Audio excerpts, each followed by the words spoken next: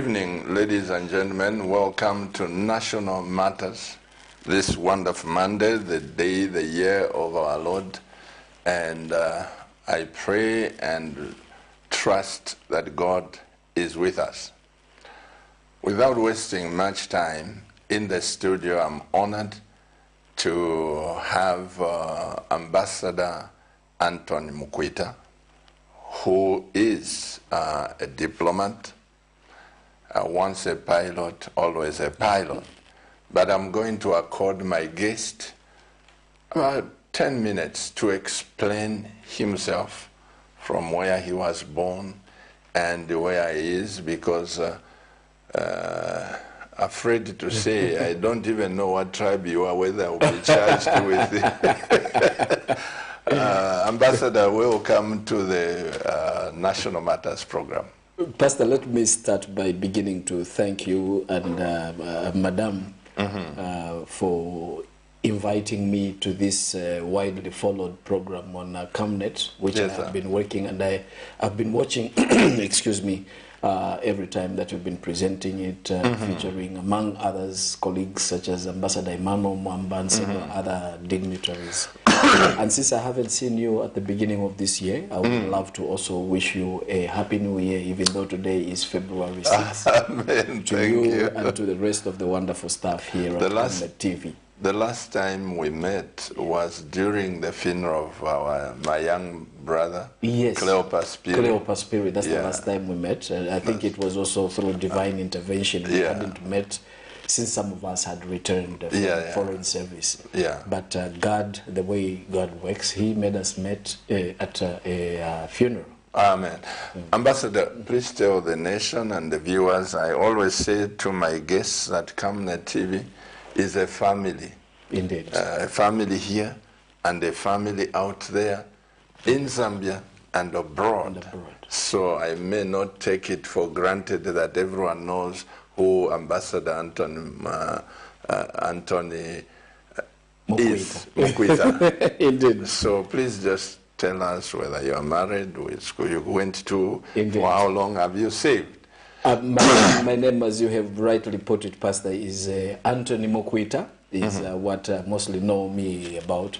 The actual full name is, in fact, Anthony Luvinda MUKWITA. Oh. Yes. Okay. Common misconception. Like you said, I don't even know what tribe you are. So when most people ask, what tribe are you, Anthony?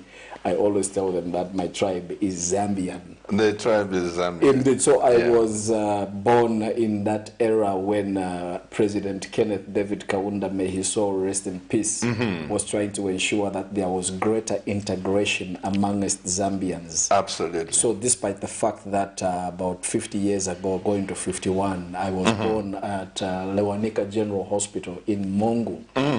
I did my primary school actually at Ituna Primary School in Kasama. Yes, my father, my late father, Mr. Frederick Luvinda MUKWITA, was started off as a primary school teacher. He was not satisfied with being a primary school teacher. He trained further to become a secondary school teacher. I don't think he was still very, very satisfied.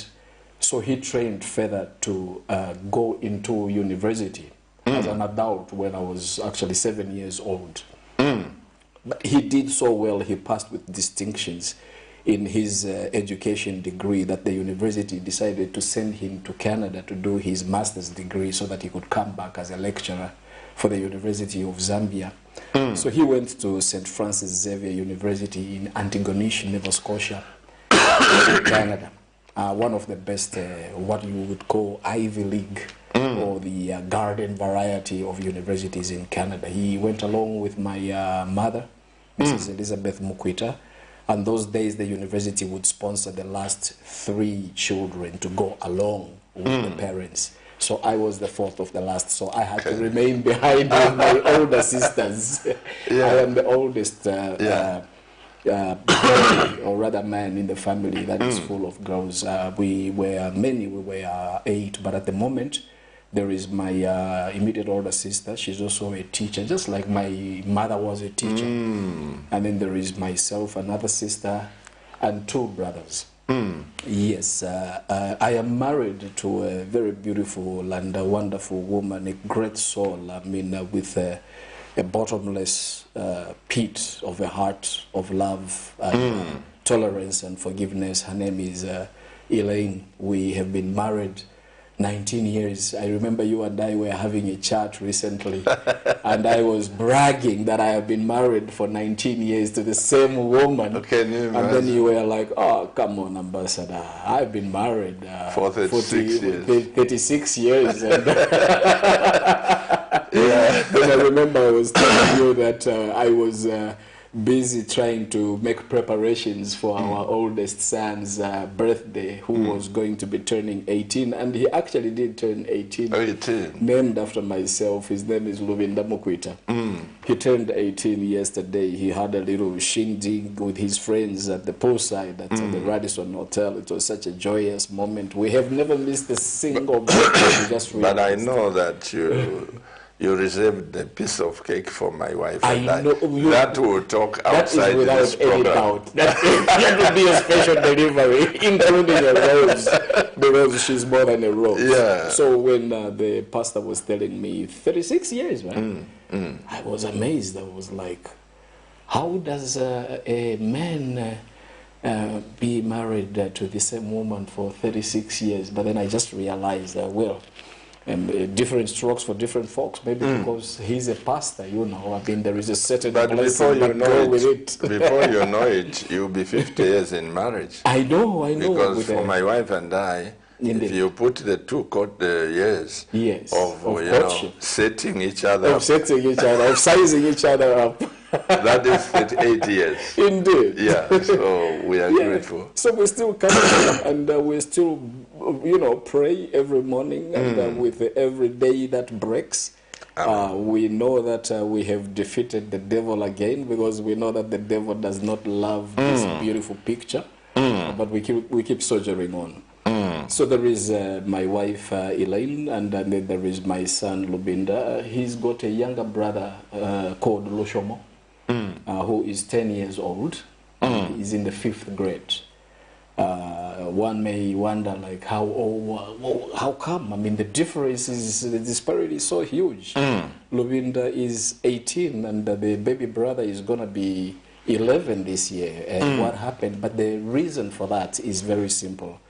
About 2005, I got sort of in trouble with the administration of the late Levi Mwanawasa government.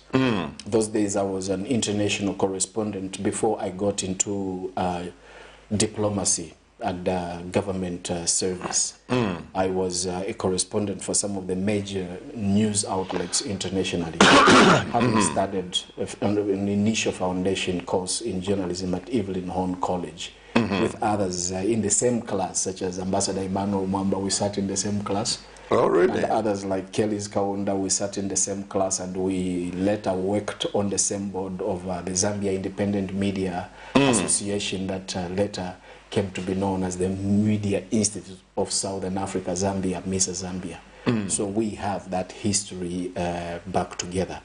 But back in the day, the government of President Levi Mwanawasa sometimes did not like the inconvenient truth so much. So I was charged with misprision of treason way back in 2004. And it appeared as if the curtain was going to close on me. My wife had just given birth to Lubinda. He was barely just about 6 months, 7 months old. I remember the President Michael Sata, whom I was quite close to, very close to, as close as probably you were, calling me to his office. We were neighbors. He was on Omelo Mumba Road. I was on Masansa Close on the other side. And he told me, Anthony, I think the best thing you have to do is get out of the country. These people do not mean very well. You have a young wife and a young child. What you do is you go and pick up a ticket for you and your family. Find a way where you can go and stay away until this administration is off. Because if you've been charged with sedition, it may mean you may go to jail. whether you are guilty or not, and your family will suffer. You have a young family. So that's how I went and picked up air tickets for my wife and myself, and we sold our car and we gave out all household properties. One of my friends, Chomachela, sneaked me out of the country in the early hours of the morning, about 04:05. I jumped on the plane and I went to Australia. My wife said, this is an opportunity that we should utilize for you to get a further education. So I enrolled into Edith Cowan University, one of the top universities, not only in the world, but the topmost in Australia, where I signed up for a master's degree in professional communications with a major in mass communication. My initial choice was a master's in journalism. But when the faculty looked at my experience and looked at my earlier papers, having been around, having been to the United States where I had gone. In fact, my first international trip was on what is called the International Visitor Leadership Program. You do not apply for this. The American Embassy identifies young people in different fields. It may be law, it may be the field of teaching, it may be the field of missionary, but they choose a few people whom they think may be leaders in the future. And I was one of them that had been chosen as early as 1994, when I was just barely about 24 years thereabout, to go for the International Visitor Leadership Program. So when they looked at all these things that I had gotten, they said, you will be wasting your time doing a master's degree in journalism, which you already have done, as we have noticed, with some excellence. You have won some awards. So what we need you to do, what we would recommend, if it is up to you, is that you should study Masters in Professional Communication, which is a study of media itself. I was a self-sponsored student. My wife was working full-time to help me pay for fees. We didn't have a scholarship, so we worked very hard. I had to wake up sometimes as early as 4 in the morning to clean a block of offices in order for me to make between $18 and $20 an hour to go towards fees. My wife, I could not work more than 20 hours. Australians are very strict. But my wife, as a spouse of a person who was studying postgraduate at master's level, could work unlimited hours. So you can imagine she could be coming from a shift where she had been working at 6 o'clock in the morning and pick up another shift at 3 o'clock in the afternoon and come back home at 9 o'clock. But we went through that, and when the time for the exams came, I passed through it like a hot knife through butter. Out of 12, modules that I had sat for, I had distinctions in 6 of them. I had 6 distinctions, and out of the 6 distinctions, 3 of them were high distinctions, which means I was hitting the mark of above 85 and 90% and above, despite having been a full-time worker, a full-time husband, and a full-time father. So while we were still there, I still remained in touch with President Michael Sata. I advised on the side on what was happening on the economic front internationally and localized it for him back here. He gave me an email address where I would send some of the articles and analysis, and he would get them out. Sadly, around 2008, we heard that President Patrick Mwanawasa had passed on into the next world. May his soul rest in peace. So it became clear that it was time for me to go back home. But then my wife also had to do some studies.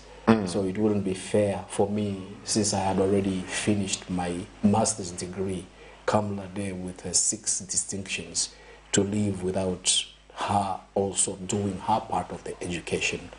Luvinda, who we are now we're celebrating 18 years yesterday, was at the community school, government school. Children of people who are doing postgraduate studies were at least allowed to do school without having to pay.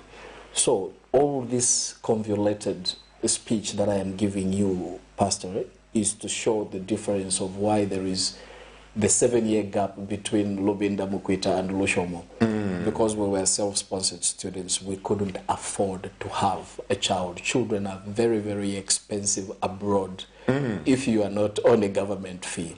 And so I came back with my master's degree from Australia in December 2010.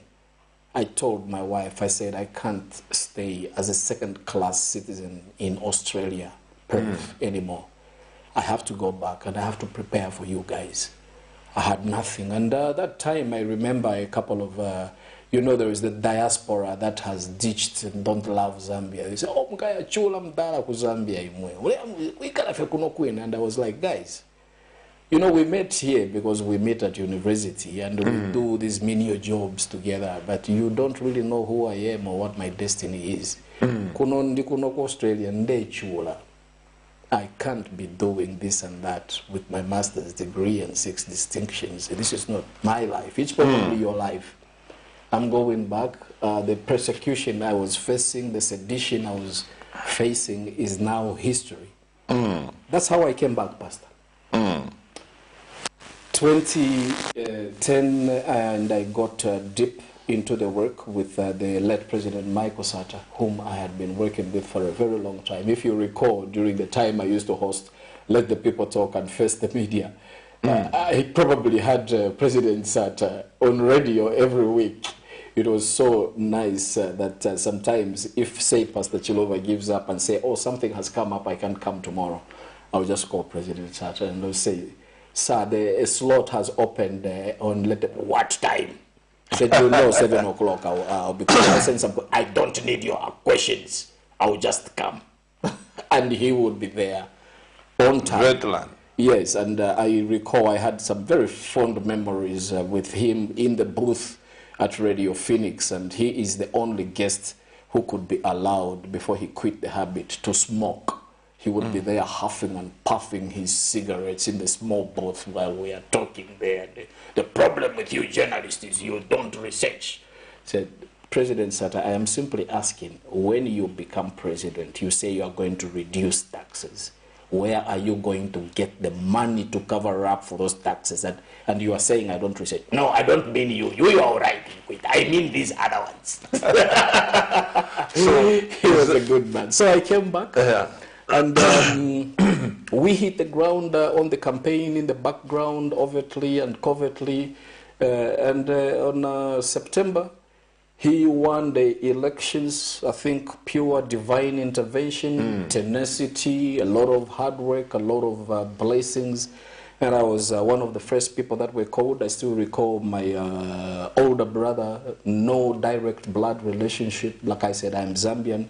Honorable Given Lubinda calls me up and says, Anthony, he calls me Tony. When the moment you hear somebody call me Tony, then you should know they really, really know me. Mama will call me Tony, the pastor will call me Tony. If somebody says Anthony, then you know there is a bit of a distance. Tony, I need to see you. He called me and I went over to State House. You know, we have won the elections. You guys have been working, and we need to make a couple of changes because we need people who share the vision and who have some certain level of education. In the media, what would you like to do? And I said I would love to head one of the newspapers. Said, which one? And I said, the Zambia Daily Mail. So the Zambia Daily Mail, and everybody was shocked because the Zambia Daily Mail was the worst performing newspaper by 2010, 2009. It was so bad that they couldn't even have an opinion editorial page because people were insulting them. It was so bad that the sales were between 1,000 and 1,500 for a newspaper that had more than 270 employees. So my wife Elaine was asking me later on, say, why did you choose the Zambia Daily Mail? The Times of Zambia was performing stellar, very well. It was number 2 to the Post. The Post was number 1. So I said, you see, Sweetheart, I like building blocks. I would like to get a challenge. I would like to get something that is broken and see if it can be mended. I think that is the only way that we can measure a certain level of success, of competence, if we can make a change into something. So were you appointed to go and head the Daily Mail? I was appointed to go and be the sort of chief operations officer, which was deputy managing director or deputy editor-in-chief. There was a brother of mine, Isaac Chipampe, whom I also worked with in the past, who had been working for the newspaper already for 11 years, who had applied a number of times to become managing director. So it was the feeling of the powers that be that bringing in somebody who is not been in the institution at the top immediately may cause some muddy waters. So the idea was I was supposed to be eased in first, get to know the ground, and then eventually I would become managing director. And being editor-in-chief, being the other brother was in charge of administration, I was in charge of editorial. So it gave me a lot of room to play around with the design, to play around with the stories, to rewrite the stories completely, to clean up, to bring the story from the bottom where most of the junior reporters would be and bring it to the top, to tell the story in the newspaper the way you and I are having a conversation. And because of all these new efforts and interventions, the newspaper sales, alas, Pastor, moved from 1,000 per day to 6,000 in 6 months. A milestone. That was an increase of about 1,000 every month. Within a year, we had moved to 12,000 copies. We had already beaten the Times of Zambia. By the time I was leaving the Zambia Daily Mail, which is another story, my contract and that of Brother Emmanuel Mwamba were prematurely terminated because there was already a civil war within the Patriotic Front, as some people got to know that the king was ailing. The King Cobra was not feeling very well. There was a bloody, guttural fight for his throne. And some of us were identified as being on the side of those that would take over, such as President Edgar Lungu. So we were quickly gotten rid of. But by the time I was leaving, the Zambia Daily Mail was newspaper #1. And that time, I had already now become editor-in-chief or managing director of the institution. Sadly, in October, President Michael Sat died. He breathed his last at the age of 77. And the situation just became worse. There was now an open, bloody, acrimonious, and fractious fight in the ruling party. Who is going to take the throne from the king? I found myself on the side of President Edgar Lungu.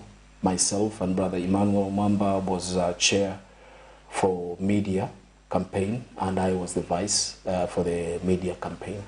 We worked tirelessly. People were laughing at us actually to say, you know, why don't you work with the other party instead of working with Edgar Lungu? But somehow I always keep saying that I think it is God, because leadership, from what I understand, and you may correct me because you are the one who has undergone pastoral college and been blessed to do this job, is I somehow felt that the forces, the stars were gravitating towards this humble man. And the reason I say this, because I had watched him interact with people when he was Minister of Defense, when he was Minister of Home Affairs, when he was a Deputy Minister. In fact, there is a story. I wanted to say a funny story, but I don't say a funny story. There's a story when I was Managing Director at Zambia Daily Mail, and he was just a Deputy Cabinet Minister in a corner office at Cabinet Office. The previous day we had chatted, and he was said, "Oh, I'll come to your office tomorrow. There is something I need us to discuss." So he would come to Longo to my office. He was member of parliament for Chawama, and he came over the next day. I'm in my office. I don't even know that he's around. Later on, I just get a call on my mobile phone, and he says, "I used to like to call me Baton." So I was like, "Yes, Honorable. You know, I've been outside. No man, I'm busy. So, naya, limbi tola later kaso." What? So I got out to my PA. I was like, "There was a gentleman waiting for me here. Do you know who he is?" "No, sir." I said, "Why didn't you come to tell me? Do you know that is the Honorable Member of Parliament for Chawama? He's the Deputy Minister in the, at Cabinet Office. You made him stay here for 30, 40 minutes without coming to tell me." I was busy. He said, "You should have come to tell me. I would have told you whether I was busy or not." So I called him back, and he came. And this is the kind of man that later became president. So is that where, apart from what you studied, what you have, Indeed. Is this where your political appetite came from? Yes. Sorry to ask this. As an ambassador, I know there are some ambassadors Indeed. who are career ambassadors. Yes, yes. And I've got one church member who is serving in New York with UN. He's a career diplomat. Yes. Nothing to do with political. Indeed. And he's a Zambian. Yes. Now, these appointments, like you were taken to Sweden. Yes. Those are political appointments. Yes, they are. So is this where your appetite for politics came from? To an extent, but like I always say, or I often say when people say politics, my answer, Pastor, usually is politics is a prefix for a lot of things. Accommodation or shelter is politics. Drugs or medicines in hospitals is politics. Food, meal, roller meal, breakfast is politics. Fuel is politics. There is a lot of things that are politics, but then I think over the years, because of the conduct of politicians, politics has become almost a four-letter word. And I don't think there is need for you to apologize to say you were a political appointee or not, because being president up there, that is politics. The history of diplomacy, the history of ambassadors actually is espoused in back into the 1600s, the 1700s. Ambassadors were people who were very close those days. They were kingdoms, they were monarchs, they were people, they were only friends or relatives of the king. It was a way of representation. If the pastor wants somebody abroad, when they were the global world was beginning to shrink, the global world started shrinking a long time ago through intermarriages, one kingdom marrying from another kingdom in order to stop wars. The same way that Kenneth Kaunda, the first president of Zambia, would send my late father, Mr. Frederick Lubinda MUKWITA, from Mongo to go and work in Mansa. I speak perfect Awushe. You will be surprised when you hear me saying, "Alali you mwanike." Actually, I didn't know you were lost. I know. I am not. Because of the work of Dr. Kaunda. Indeed. And this is why he managed to unify the nation. Indeed. Behind that was love. There was this ambition to make the people of Zambia as one without looking at which region you come from. Indeed. So up to now, people, I tell this story of one cabinet minister that came to Germany when I was ambassador extraordinary and plenipotentiary to Germany, which is one of the biggest diplomatic positions anybody can hold, not just in Zambia, but from all over the world. And I still remain eternally grateful to President Edgar Lungu, to the people of Zambia, and to God, for having been Ambassador Extraordinary and Plenipotentiary at such a young age from 2017 to 2021, because as Ambassador to Germany in the seat of Berlin, I was also ambassador to big economic European Union countries such as Austria. I was ambassador to Hungary. I was ambassador to the Czech Republic. I was ambassador to Slovenia. I was ambassador to the Slovak Republic. I was ambassador to Hungary. So it was such a great honor for me. I was, I think, 45 at that age.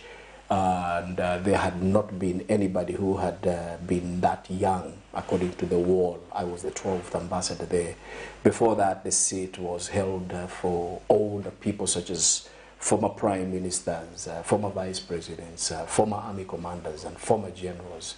So here is a young man, son of a university professor and a primary school teacher, who comes out of, you may call, nowhere, and take up this seat as ambassador in a city that has so many embassies.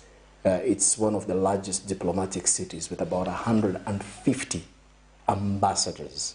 150 ambassadors in one city. In Germany. In Berlin, Germany. You don't even include the heads or representatives from United Nations agencies. And one of the things, Pastor, I must mention is, having been there in 2017, 2018, in 2019, there is what they call annual award for ambassadors, Ambassador of the Year. In 2019, I became Ambassador of the Year. Really? Out of the 150. Where do they base their performance? They base their performance because of the qualifications or the good English you speak, or because of the performance on behalf of your country? It is because largely the performance on behalf of your country and the engagement, because ambassadors have various engagements. We have engagements through, there is a group of ambassadors called the Africa Union Group of Ambassadors, AU Ambassadors. Then there's another group called the SADC Group of Ambassadors for us Southern African Development Community Ambassadors. Then there is also the entire diplomatic corps where you all meet annually. So what would happen is at the beginning of the year, January 15, January 20, you always had a meeting with the president of the Federal Republic of Germany to, you know, just have a brief and interact with everybody. And then in September, you would also have the one-off meeting with the Chancellor. That time I was privileged and, you know, blessed to meet one of the most powerful women in international and global politics in the world that time, Chancellor Angela Merkel. Yeah, so through all these interactions, there is an institution, a magazine called the Diplomatic Dispatch, established way back in 1838, which follows the activities of the various ambassadors. And it works together with an old-time hotel where all major diplomatic events are held, called the Maritime, located directly opposite the Ministry of Defense. So they put together in their basket and they make a choice that in this year, from what we have seen in the interaction and the work both locally and abroad, this is the Ambassador of the Year. And I was lucky enough, just 2 years being in Germany, probably one of the youngest. I know the youngest was a brother of mine from Tanzania, Dr. Abdallah Posi. I think he was born in 1976. He was the youngest ambassador. Now let's hit the road, ambassador. Indeed. I've always thought that ambassadors. They are politically appointed. Indeed. And so I know they save the interest of the appointing authority, who is the president. Indeed. And also I am very aware that you serve at the pleasure Yes. of the president. Of the appointing authority, yes. So when were you recalled back? Were you recalled by President Lungu or President Echech? I was recalled by President Hakainde Hichilema. In fact, I was the first one to be recalled. I was number one on the list, not in any alphabetical order. Yes, not because I did not perform, but because, like you have said, you work and serve at the pleasure of the appointing authority. So for some reasons, unbeknownst to me, despite having been awarded the lofty position of Ambassador of the Year, despite having been engaged in some of what we would call major diplomatic economic diplomacy issues, such as sourcing more than 6.8 million euros, zero interest rated government-to-government money, which was supposed to be coming, and I'm hoping it will come. I sourced through my efforts as my job, because that's what I was being paid for, so that we could rehabilitate the cancer center built in 2007, but still works on obsolete equipment. Pastor, did you know that between 5,000 to 6,000 people, mostly women and girls, die from cancer every year in Zambia? Those are telling official studies. That is a huge number of people dying. It is called the silence killer. And people do not talk about it so much. But this money that we had sourced at the Embassy of Zambia, working with Austria, which was one of my countries of extra accreditation, would have meant that we were going to get ultra-modern equipment, which would reduce drastically the number of women and children dying from cancer, girls. It would also save the government a lot of money, a hell lot of dough, from sending people to India, South Africa, and others for specialized treatment. And that has not gone off. It has not taken off. And with my getting out, that means there's probably no more appetite to ensure that the number of people that are dying has been reduced. The other one, what you are hearing about now, is the value chain for the electric vehicles. I am not bragging, but I was the first one. The moment I read that the West and Asia by 2030 would be totally eradicating fossil-driven vehicles, your car and mine, which use petrol, and diesel, which is considered to be dirty, shall eventually be taken off the road. The electric vehicle industry, according to industry experts, would be peaking at more than $850 billion annually. And I saw an opportunity where Zambia, Africa's second largest copper producer and cobalt, could benefit from this. And I set up meetings with BMW, which is one of the largest motor vehicle manufacturing companies in the world. And you know, Germany is the fourth largest economy globally and number one in Europe. I visited BMW headquarters and met with the head of Africa to see how they could partner to come and add value, probably set up a factory. That is way back in 2019, before COVID shut down the entire world. Some paperworks were put together, but the following year, COVID just shut us down, and it was the first time that the flag of Zambia flew side by side with the flag of BMW at the BMW headquarters. We were going to do that. Reports are there, probably gathering dust, but I'm glad that there is some sort of something happening. I don't know to the extent, but to get back to your question, yes, so I was not recalled by President Edgar Lungu. I don't think, unless I would have committed a crime, he would have recalled me. Like you said, we serve at the pleasure of the appointing authority, especially as politically appointed ambassadors. Now, the next question that is of my interest, Indeed, Ambassador MUKWITA, is that the experience you've acquired over these years and the qualifications that you have, they are not for the MUKWITA family. Indeed. They are for the nation. Indeed. President HH recalls you, and you are back here. Do you have moments, or have you had any moment to speak to him? Have you had that time? No. I have not had any moment to speak to President Hakainde Hichilema.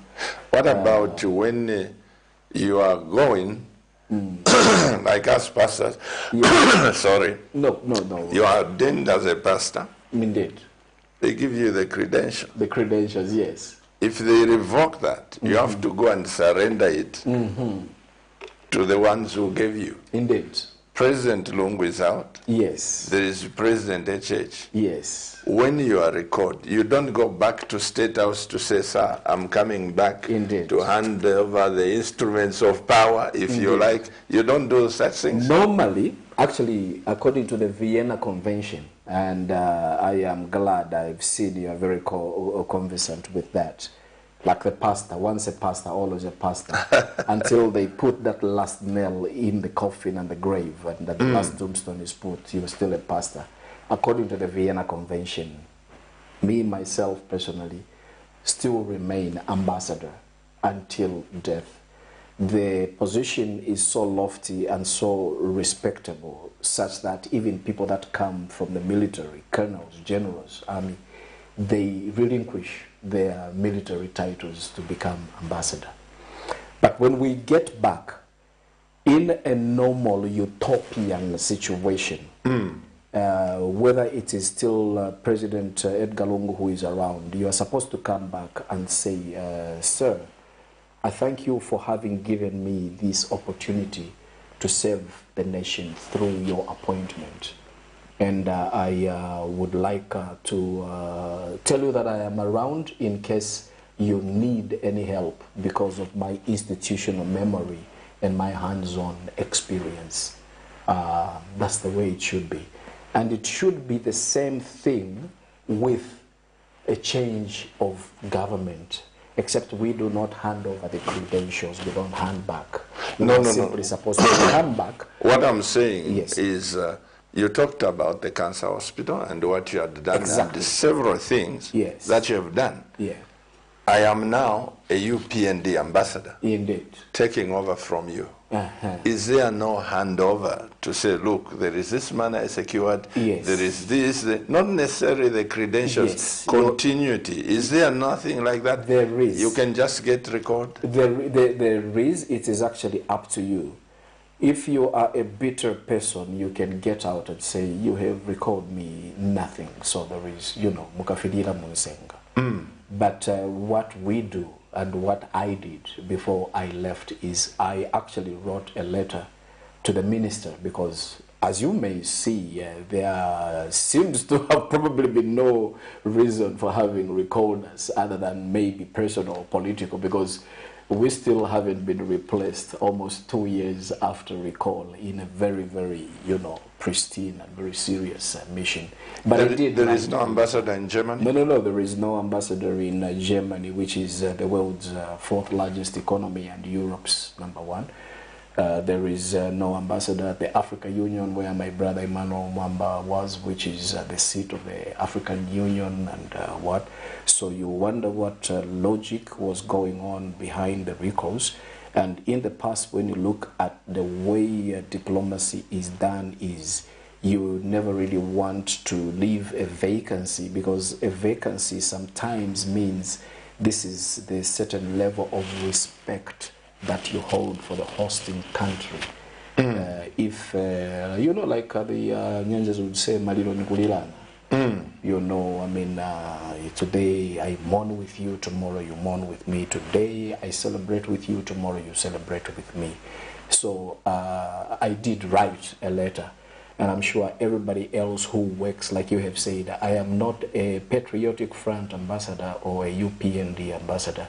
I am a Zambian ambassador. I was working for Zambia via the appointment of President Edgar Lungu. So I wrote a report saying this is what is on the table. As I leave, please continue negotiations with BMW regarding the value chain. Who did you give it to? You send it straight to the Minister of Home Affairs in the absence Foreign Affairs? Foreign Affairs, yes. Please look at the fact that there is the tractor plant I have been working on. It could bring in 5,000 jobs. Please look at the fact that we have 3,800 square meters of land that has not been used since we moved into Berlin from Bonn. And we've already received proposals that you could turn this into an embassy so that we can stop paying 120,000 euros in rent every year by having our own place. Please, a litany. This is what we pay? That's what we pay. And that was one of the things that usually used to make 100 and what? about 120,000 euros per year. And yet, we have more than 3,800 square meters of land in a prime, pristine area where you can build a brand new embassy and several offices and make 500,000 euros per year, which can take care of more than 10 embassies without dipping into taxpayers. And that is our land? It is our land. We bought it. Who bought it? We bought it. We were rich then.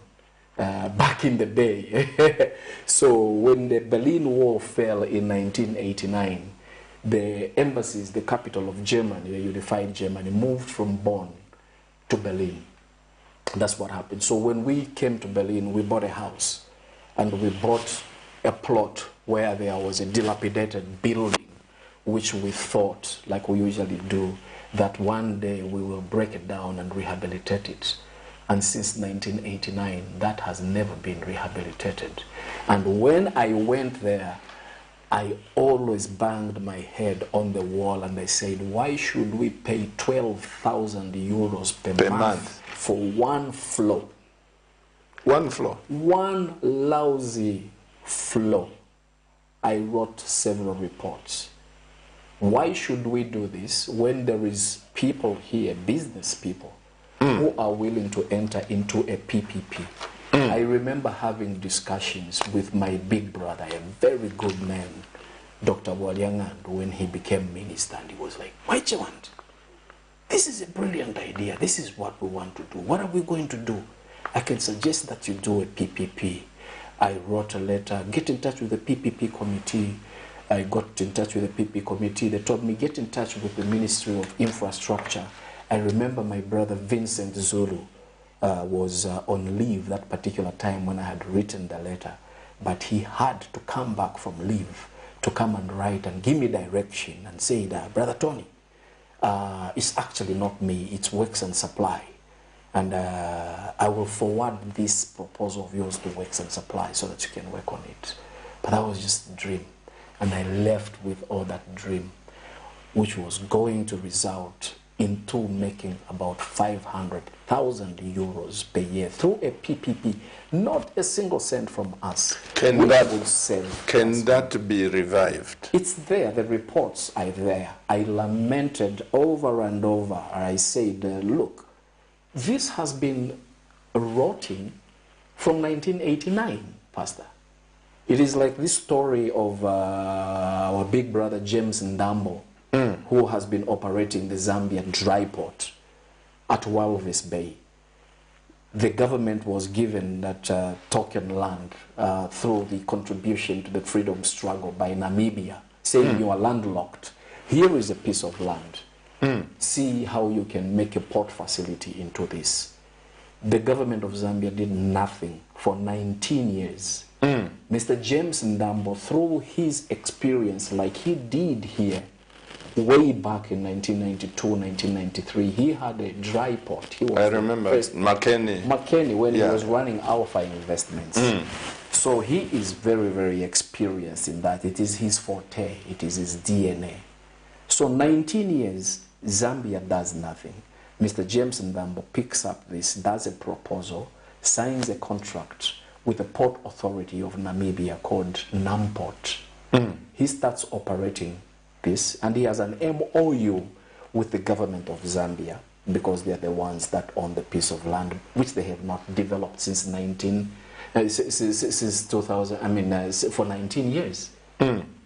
And then all of a sudden we hear a crack statement from the embassy of Zambia in Namibia that his contract has been terminated, and I can't still wrap my head around it, how the government of Zambia would terminate a contract of an individual company with an individual company when they didn't have a contract. He had a contract with NAMPORT and simply an MOU to pay royalties to Zambia. It is the same thing I'm talking about, that we have had this land from 1989 and yet we pay rent. And I kept saying, we are not going to spend any money. You know, why are we paying rent? Is this the reason why we are poor? Can you imagine what will happen to 120,000 euros per year in terms of drugs if we had our own embassy with offices that other countries? And bringing €500,000 and making euros. €500,000 euros per year. Per year, 500,000 euros per year, without us putting a single cent. And I'm not even an economist. I don't even know sometimes how to add 1 + 1, but my son says, Dad, it's always 2. So I'm like, okay. So these are some of the things that you know, that you go through. Hence the reason when you say, would you be willing to sort of work, because you are not an ambassador of Patriotic Front, neither would you be an ambassador of the UPND, but you are an ambassador of Zambia. So, in all honesty, I have put up all these. In Sweden, you see, in Sweden, Ambassador, indeed. This is where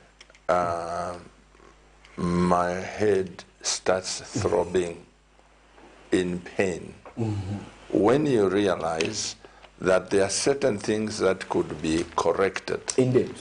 Here we are paying 12,000 euros per month for that floor you are talking about. Yes, one floor. And yet we have an opportunity to make 41,666 euros every month. Every month, yes.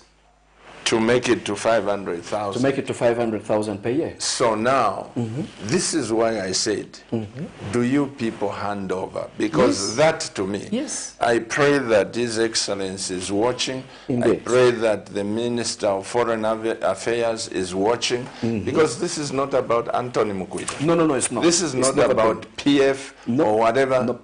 It's about Zambia. Exactly. So anything that touches my country, I am interested. Of course. Why pay 12,000 euros per month when you can make the profit of 41,666 euros per month? I don't understand that. So I just pray that the powers that be are watching. Indeed. Because this is a serious issue. Indeed. And the people of Zambia are watching to listen to some of these facts that are coming out through you.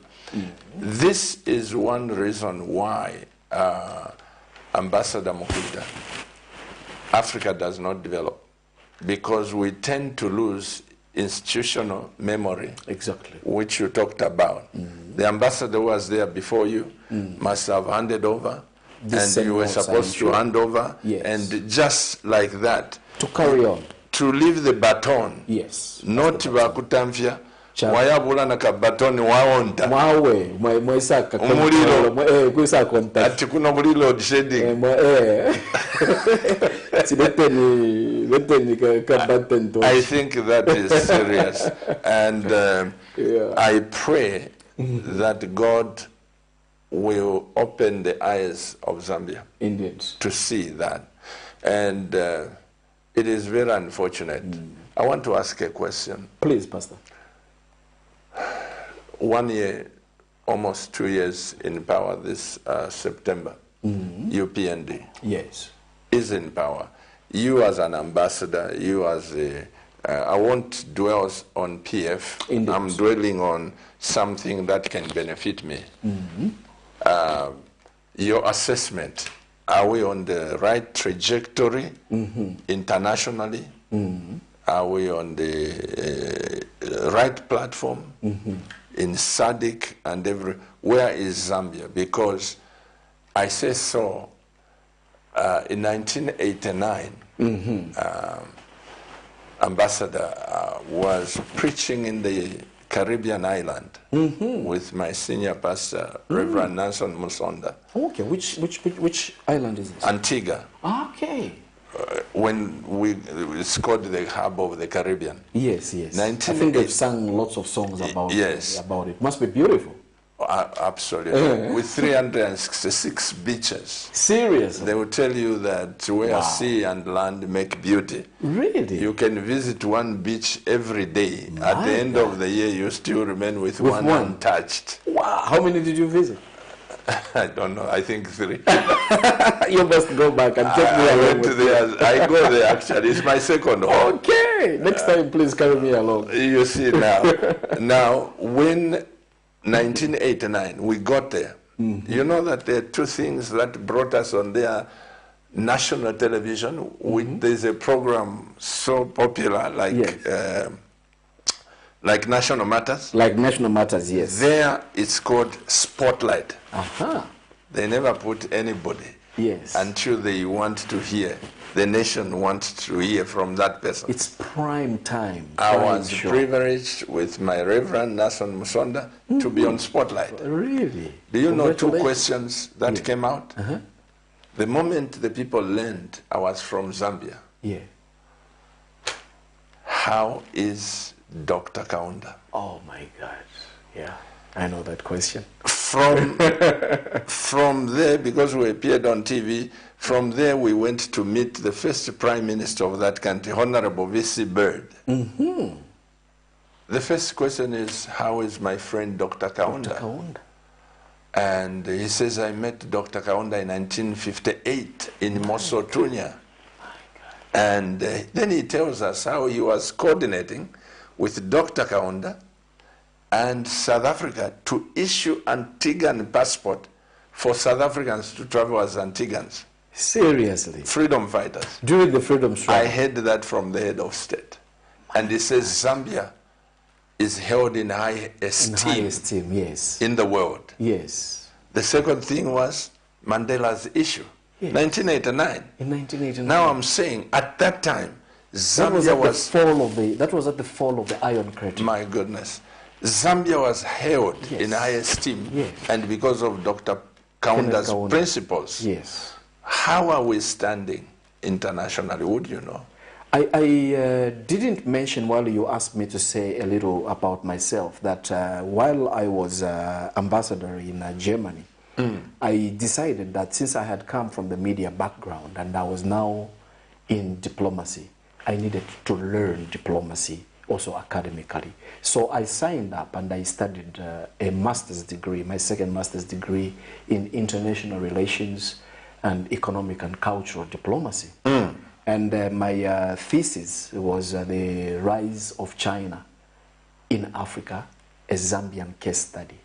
Little did I know at that particular time, Pastor, it's almost prophetic when I look at it now, when I see the geopolitical war to answer what you're talking about when we look at internationally.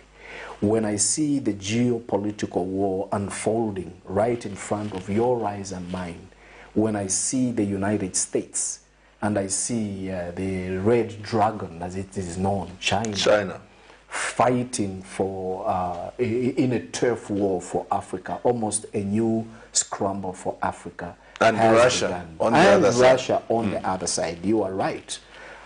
So I have not heard, and I have written, I have a very widely followed Facebook page that has more than 50,000 people. One of my friends were joking that even Jesus Christ, the Son of God, only had 12 followers. You have 50,000. But that was a joke, and I know you are a pastor, so you know. That was a bad joke. It was a bad joke. Because Jesus has more followers. It's a worldwide follower. Trillions. I mean, Christianity is the largest religion. But I understand. But we were indeed, yes. Yeah.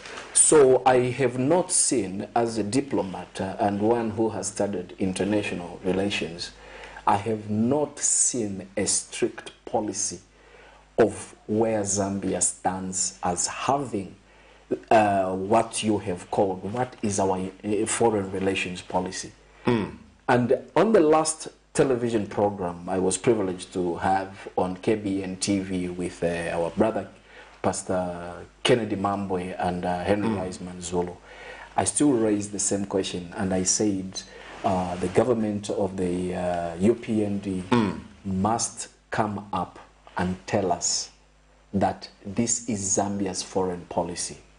I read in the Daily Nation 2 days ago, there was a story on the front page citing President Hakainde Hichilema regarding foreign policy. And what he said sort of disheartened me as a person who respects the president, because leaders, as far as us Christians are concerned, are anointed by God. And this man who is anointed or chosen to be a leader of God, when he was asked what Zambia's foreign policy, he says, just because we travel to Johannesburg does not mean that we are no longer friends with Zimbabwe. Just because we travel to London does not mean we are no longer friends with Beijing. Just because we travel to Beijing does not mean we are no longer friends with Washington, D.C. I found that answer quite disheartening. I missed the days that I was a hard-nosed young reporter and editor-in-chief and CEO of a newspaper, because I would have said, Mr. President, I understand we are not talking about visits here. We are talking about you are the president, you are the chief policy shaper. Please tell us, what is Zambia's foreign policy? There is a saying, Pastor, you know, that you have in life, you have to stand for something. Or you risk falling for anything. At the moment, everybody, let me not say everybody, that is so sweeping. Lots of pundits and analysts have noticed a tendency. I can cite one, Professor Dr. Sishua, a very respected academic, Oxford-trained historian, who has said that there is ample evidence on the table to show that Zambia under President Hakainde Hichilema has abandoned its international relations with the East, whom we enjoy a very long history with. You know, we enjoy a history with China from independence in 1964. China was the first country to establish a mission, an embassy in Zambia, only 5 days after independence, on October 24. China, when we were blockaded by the apartheid regime and the Southern Rhodesians, who looked at one race to be more superior than the other and backed by the West, and blocked our transport route for copper and for food to go to Durban or to go to Lobito Bay. Walvis was not even an issue then. China dug into their pockets, and they were poor then. They were not as rich as they are now. Their pockets were not as deep as they were.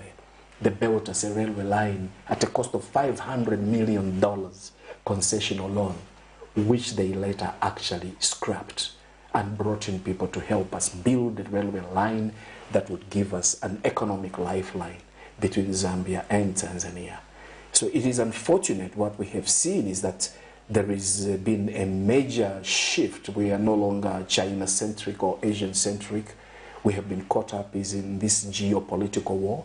While I was studying for my master's in international relations, there is one theory I learned about, I will be willing to share with you. It's called the Thucydides trap.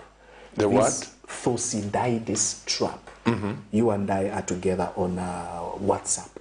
So this is basically from a Greek philosopher who was talking then about ancient Greek and the Spartans. So the Spartans were rising. An imminent war was on because Greece had been on top. So the Thucydides trap simply means, the Thucydides theory simply means, when two major powers are fighting, one of them is fighting to get on top. The other one that is on the second that is on top shall always fight back. In the middle, there will be others that will suffer.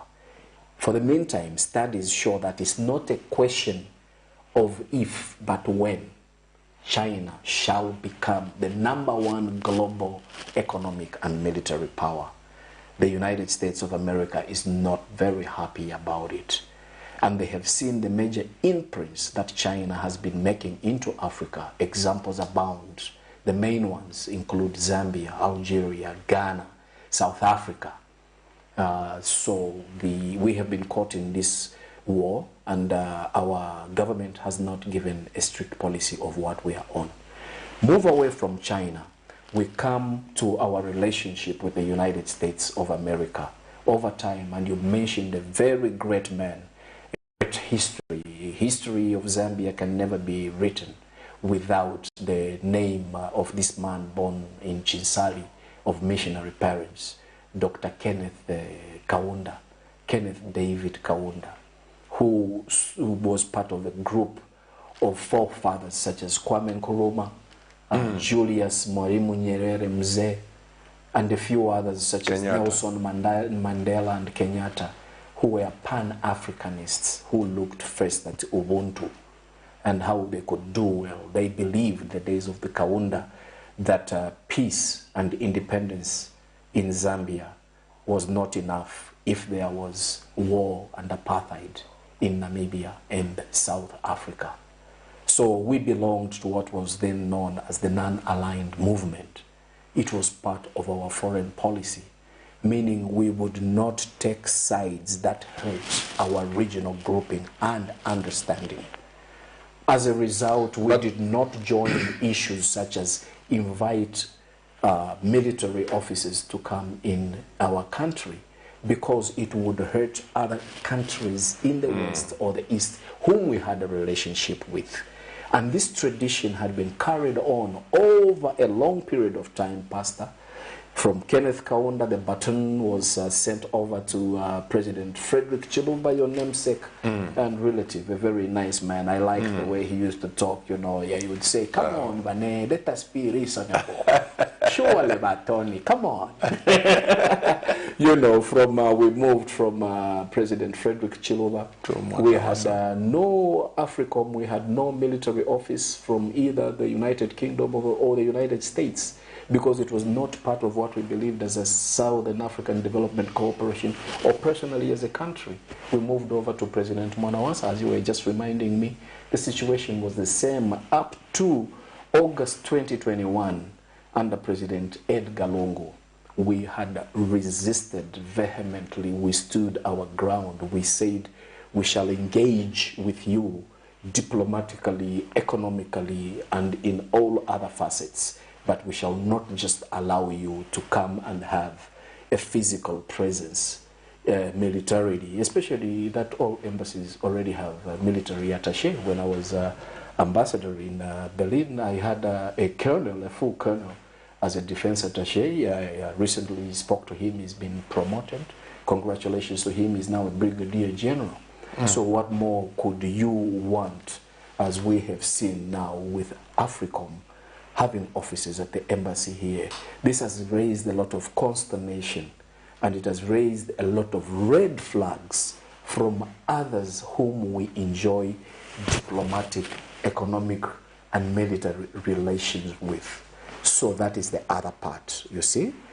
And then when it has gone to the economy, we have spoken about our military international relations. We've spoken about our political international relations. When it comes to the economy, again, we seem to have found ourselves at crossroads. People say we have been caught between a hard place and a rock. I like to say we've been caught between a rock and a rock. We have a debt, an international foreign debt of between $14 to $15 billion and rising because we continue to borrow. One of the things that most people forget is that a third of that debt, $6 billion of that debt, is infrastructure debt from the Dragon, from China. We built Levi Mwanawasa International Hospital. We built the KKI International Airport. We built Harry Mwanga. We built Simon Mwansaka Pwepwe. We built the Kafiwe Gorge Lower 750 megawatts.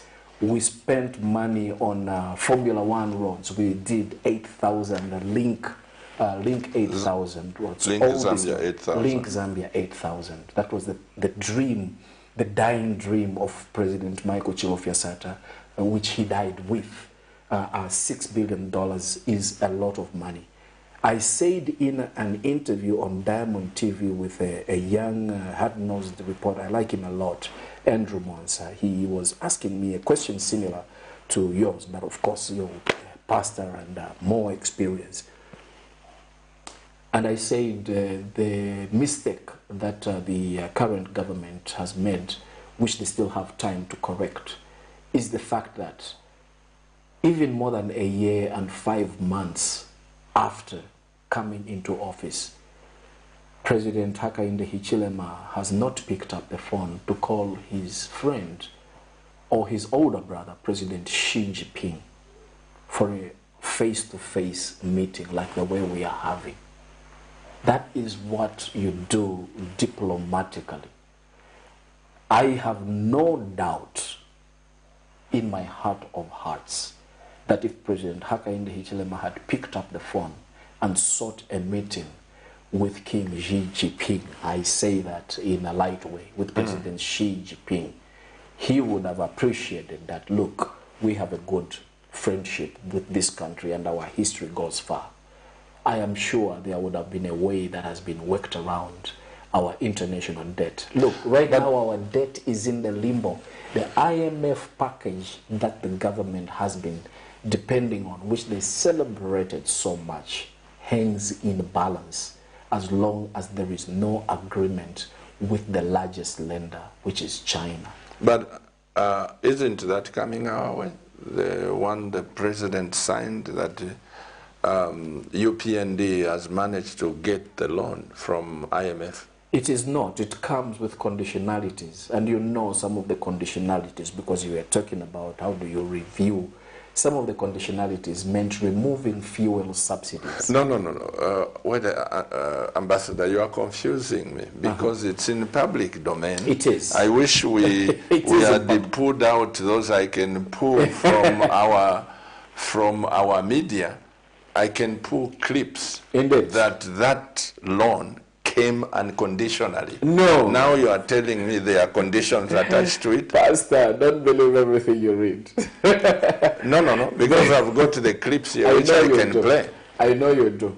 But that is not true. And I am not calling anybody a liar. I am just bringing out the fact that it is not true. That $1.3 billion bailout came with lots of harsh conditions. In fact, it had been on the table long before it was inked by the UPND. It had already been on the table under President Edgar Chagwa Lungu. But he refused, his government, you can ask even Dr. Bwaliangandu, had refused to sign it because of the dire consequences it was going to have on the ordinary Zambians. And by dire, I mean what we are going through now. Fuel prices so high that diesel is now at almost 30 kwacha. The price of millimil has shot up from the time the previous government was in office. And I know you said it's not about the Patriotic Front and about UPND, and I like that approach because the moment you start compartmentalizing, some people close themselves out. Those that support the UPND close themselves from hearing your argument, and those that support the Patriotic Front close themselves also from hearing the argument. But when you and I go to the shop when you and I go to ShopRite, when you and I go to the supermarket, exponentially the price of a 25 kg bag of mini meal is much more expensive today than it was in August 2021. The exchange rate of Zambia against major convertible currencies such as the dollar, which was at 15.8 kwacha to $1, 15.8 to $1 in 2021 August, is now hovering at about 19.25 to $1 after the administration came in.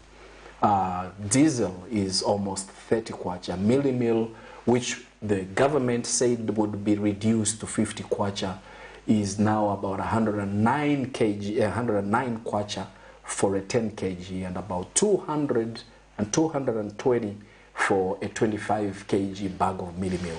The latest Jesuit Center for Theological Reflection studies, they carry a monthly study on basic needs for a family of 5 or a family of 6.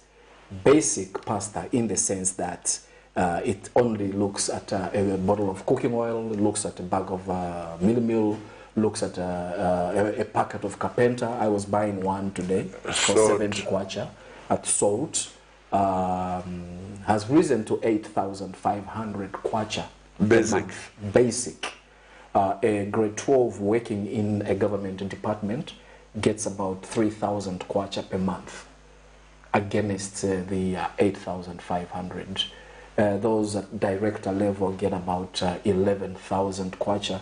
But no, when you are at director level, you have a 4x4, a Toyota Hilux, and your gas is filled up, your insurance is taken care of. So you can still make a saving even after you spend 4,500 kwacha. You can still remain with another, 5,000 to move around. But the majority of Zambians that rose at about 2 o'clock, 3 o'clock, and 5 o'clock in the morning to vote, I will tell you one of the reasons they voted, Pastor. This is from a political scientific perspective. Having been into politics, having studied diplomacy, having been into communication, there were a number of promises, and these promises were very good. The prices of milli meal are going to come down. The prices of fuel are going to come down.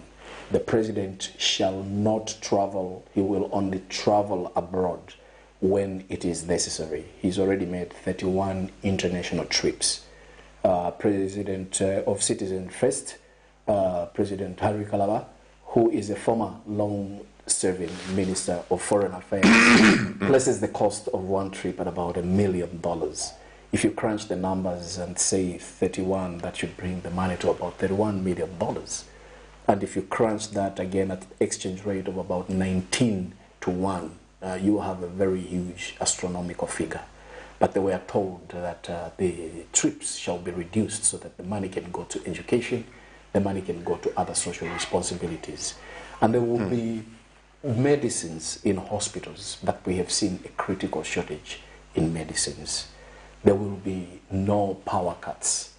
We have just come out of a very chronic and critical power situation that saw lots of people lose their refrigerators, their television sets due to power surges, some water pumps. Even here we lost some equipment because of that. Did you have that insured, or the insurance company were going to say, we can't compensate you for what they call an act of God? It was just so that yeah. brings me to that other question that you were saying, what is the recap? I think there is a lot of despondency. I think this administration, more than any other, the administration of President Hakainde Hichilema, stands a very good chance to do good in the remaining 2 years if they can learn from the mistakes of the past 6 presidents or the past 6 administrations. But alas, it doesn't seem to be that way from what I am seeing. You talked about presidential trips. Indeed. I want to ask, as a diplomat, one of the few presidents who don't travel a lot is the president of China and America. Exactly. When they make a trip, yes, maybe it's annually, and you know that it's going there it is. and there. But us, of course, here in Zambia, Yes. What is the benefit? Because I was here with my brother Tabo Kawana. Indeed. He highlighted why the president is traveling, that it's bringing financial benefits to the nation. Did he tabulate to you the financial benefits that it has brought thus far in the interview that you had with him? Yes, he did. It's just that I can't go back to it. I've just mentioned because, as you said, Indeed. when our president was in opposition, Yes. is on record that Several he times. advised President Chagwalungu to cut on the trips. On the trips. But maybe because this is a new administration and they want to do something better, don't you think that's where trips are coming from? Let me start, Pastor. What you ask is a very poignant, very important question. Let me start first by saying, commending you first for pointing out that the two superpowers, the two world presidents, that is President Xi and President Biden, don't really travel that much. I think they have perfected the art of delegating. The person whom we had here very recently, last week, Miss Yellen, the Treasury Secretary, is a very important woman. It's a big post. It's a big post. She's the Minister of Finance of the United States of America, the largest economy in the world.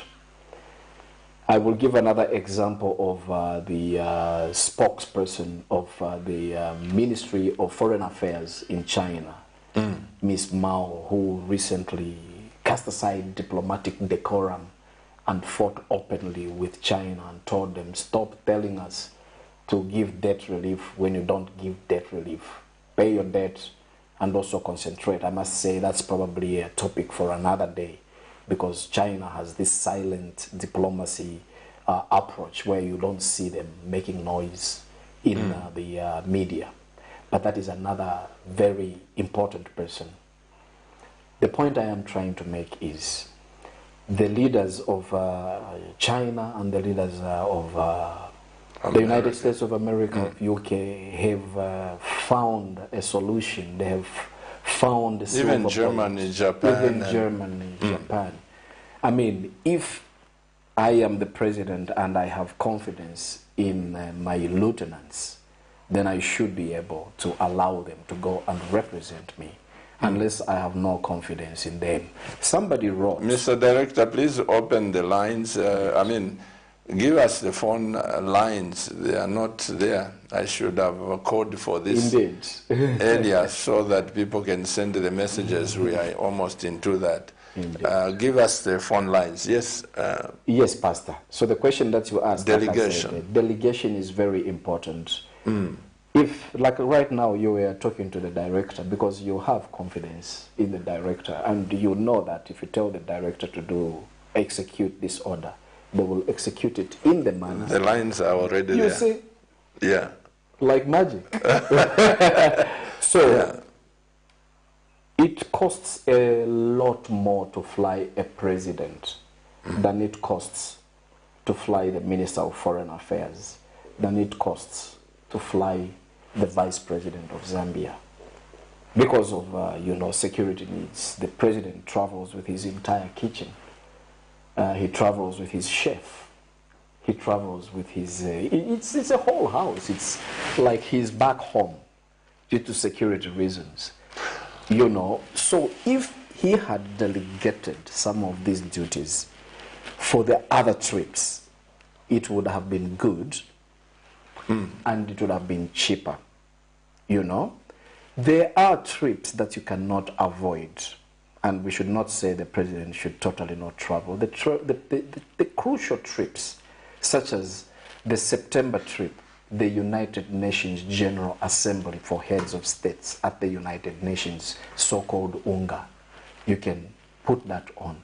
In February, there's a meeting of African heads of state called the AU in Addis Ababa, Ethiopia. The African Union, the president should attend that. There is a mid-term meeting of the African Union, the president should attend that. There is a meeting of heads of states for the Southern African Development Community that we belong to. The president should attend that. The rest of the meetings, speaking as a diplomat, I think would be best done by delegating to the line ministries or to the vice presidents. Let's see if we can take up this call. Hello, good evening. Good evening, how are you? Permanently blessed. What's your name and where are you calling us from? Mr. Who? I'm saying Elvis in Shangombo. Okay. LB? Elvis. Elvis. In Shangombo. Okay. Please go ahead and speak. Anyway, Elvis, kuchwan kwa Shangombo? How is Shangombo, sir? I spoke Lozi. You know, just stereotype. Just when you said Shangombo, I assumed that you could speak Lozi. I'm sorry. Yes, please go ahead, Elvis, and make your contribution. Okay. Just one thing to Mr. Anthony. When you look at the usage of the money that we got from our country, especially not from China, so the growth of the things that we got from these other countries. The line is not clear. Are you getting anything? Maybe the Mr. Director, please cut the line and maybe the TV is on. The line is not, I'm not picking a thing. No, I can't. I'm not sorry about that. Please give it a try again. Indeed. It has to be clear because many people are listening to this program in and outside. You're talking about delegation. Yes. And I was saying it would be wrong for us, and it would be too judgmental and harsh to say the president should not travel. Hello, good evening. Good evening, how are you? Good evening, sir. What's your name? My name is Gilbert. Gilbert. Gilbert, where are you calling us from?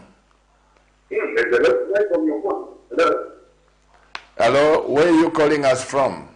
From Chingola. From Chingola. Please go ahead and make your contribution. Thank you so much. Hello, good evening. I said go ahead and make your contribution. Okay, thank you so much. Good evening, Pastor. Good evening. I think your TV is on because I gave you permission already to say make your contribution. The volume is completely off. Okay, we can go ahead and make the contribution, Gilbert. Hello? Can you hear me? Oh, Gilbert, we can hear you clearly, and I don't know, than the first one. Yes, yes. And in any case,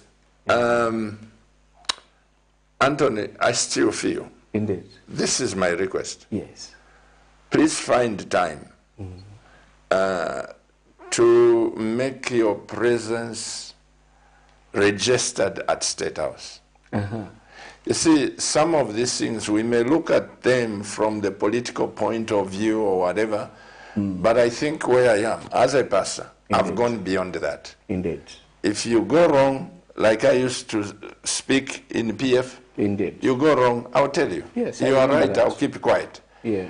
Even this government, if you just leave things hanging like this to say, no, they are UPND, Indeed. I think this is where we fail as Zambians. Indeed. This is where we fail as Africans, because we move with courts of political regalia.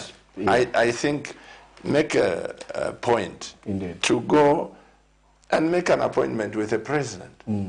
Yeah, make an appointment. Yeah. You see, I know that the people around the president, for me, most of them are suspects. Exactly. Every president who comes in, the people around. There is always a ring fence. Even probably where the president wants to see somebody, Yeah. the moment they hear it's Anthony MUKWITA. Oh my God, it's The time job to get is our done. jobs. But please make Indeed, an no, appointment. that's a This good is advice. about the president. You've been in diplomatic position. Please, Mr. Director, don't put any call. I want Mr. MUKWITA to help us. I failed to understand this about the new phenomena of the Inspector General of Police Indeed. having 3 stars Yes. on his vehicle. And this is in public domain. In public domain. Now, that means the Deputy Inspector General of Police must have 2 stars. Indeed. And the provincial commanding officers Must have a star. must have a star. Indeed. Let me show you the number of the vehicle, or the Yes. number plate of Yes. there. There it goes. ZP1 ZP1, Zambia Police 1. with 3 stars. With 3 That's stars. for the Inspector General of Yes. Police. Yes. Is this right? It is totally wrong. There is no other way to sugarcoat it. There is no other way to massage it. I think this is where you say, call a spade a spade. I am not a military person myself, but we have gotten very, very solid information from a retired Brigadier Army General who went line by line and wrote the Minister of Home Affairs to say what the Inspector General of Police is doing, carrying himself as if he is a 3-star general, is not only wrong, but it is also illegal. What the retired Army General did is he went further to give an example of other jurisdictions. This is what, because this is national matters, Anthony, Please go ahead. I want you to read this. Indeed. This is the letter you are talking about. Yes, yes, from the I retired saw it, general. but for the sake of... For the sake, just to make sure that we are I not can't read saying- that, yeah. Indeed, yes. I want you to read page 1 and page 2 because Indeed. it brings sudden... It puts into perspective those stars. Yeah. So the letter is dated... Maybe you put it in landscape. Like No, that. I can, You because can, your phone is very modern. my site. You can did you know that you can expand? No, I can expand, but Okay. it will take me I my am just site learning time. these things. Read that. Anyhow, so this is a memo, Pastor, dated the 30th of January from Major General Geshem Bwalya Mobanga, retired. And he wrote this letter to the Honorable Minister of Home Affairs and Internal Security, Mr. Jack Mwimbo, who is a celebrated lawyer, and also copied it to the Minister of Defense, the Honorable Ambrose Lufuma, also Member of Parliament. The reference on the letter is what you have already said. Is it correct for the Inspector General of Police, my good friend, I used to hang around with, he's a very good man, when he was spokesperson, we used to hang around in Charleston together, Mr. Lemmy Kajoga. The reference is the display of stars on a vehicle by the Inspector General of Police. So the letter goes, and I read in part, "Greetings, Minister. This is a follow-up on our brief chat on the WhatsApp on the 26th January 2023 regarding the display of stars, 3 in brackets, on the Inspector General of Police motor vehicle. I wish to restate that this practice is wrong. It must be stopped immediately. I hereby give you reasons for my saying this must stop. The stars that general staff, that is Army, Air Force, and Zambia National Service, display on their vehicles are not merely for decorations. They denote, and this one he put in bold and caps, military levels of the command and functions through the levels of either war or strategy. In the military, we attend lifetime learning courses from the rank of second lieutenant to acquire these stars. They don't just give them away. The geographical military area of responsibility in which we have worked. In other countries, where the police use military ranks, it is because from the onset or from the beginning, they train as military and get commissioned into the defense force as second lieutenants. It is not the same with Zambia. It's not the case with Zambia. This is the reason that the police service and the correctional services, the prisons, constitutionally, are not part of the defense force. They are simply security wings. In this respect, it is a worldwide tradition that officers in the military retire with their ranks from substantive captain upwards to general. From captain to general, they retire with the ranks, not lieutenant. You can't retire and start calling yourself a lieutenant, even in your retirement. It's only when you have reached captain and below, upwards to general and marshal. Whilst police do not, they are called Mr. in caps and bold. In brevity, meaning in short, 1 star denotes the commander of a division, corps or equivalent, formation or upgrade. 3 stars denote lieutenant general commanding an army. 4 stars, a general commanding an army group, and 5 stars is field marshal commanding army groups. Inspector General is an appointment. It's not a rank. While Army Commander and Air Force commanders are commissioned officers who are sent to those titles pursuant to the law under Section 165 of the Defense Act, Chapter 106, Volume 8 of the Laws of Zambia, and the ranks are Lieutenant General. Anyhow, you got the gist of the story. I think what he's simply saying, if we... Yeah, but you haven't read and finished. Yeah. There is also this, the last, and the note, the last part, the because last it's part. important For that as Zambians... in case others didn't, Yeah. you know, this is like an audio book. So 3 stars, yeah. The Inspector General, therefore, is not an equivalent of Defense Force commanders, and therefore not entitled to display 3 stars on his car. The Inspector General, therefore, is not the equivalent of Defense Force, because, after all, when he fails, when he fails the IG to handle that levels of command are totally different. Therefore, before we become laughing stocks, the IG had better revert to his normal being, and not bring another embarrassing debate on the president and commander-in-chief of the defense forces to explain the rationale used for the Inspector General to adorn star plates for the first time ever in the history of Zambia. I hope, Minister, this gives you the insights of this whole debacle. If this trend is not arrested and nipped in the bud, we shall soon have the provincial police commissioners, correctional officers also displaying stars. It is just never done, not in Zambia, not in the Commonwealth, and not anywhere, sir. Forget the reasoning that there is no law that prohibits the same. This is not about the law, it's tradition, it's military tradition, customs, and morality. Yours sincerely, Major Gesho Mbwalya, retired, RTD. And he puts a special note. He says, explaining now who he is, like the question you asked me before.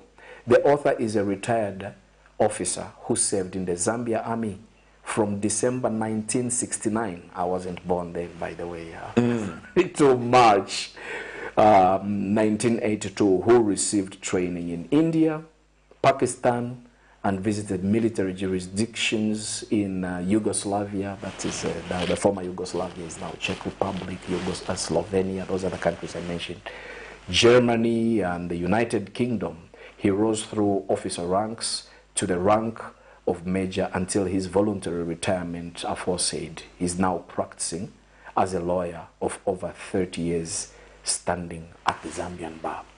And not the bar where they sell beer. Yeah, why I've brought this ambassador. Yes. I like Norway. The Inspector General of Police in Antigua, he goes to the church of my friend. The one you were visiting? Yes, I go there. It's You our second home. Yes. There are no stars on his number plate when he's coming. Indeed. Yeah, the only person who has identity in that is the throne, the crown of the queen on the number plate for the man who represents the queen in there. But he drives without this. Without this star. And I've seen even in other islands there. Yes.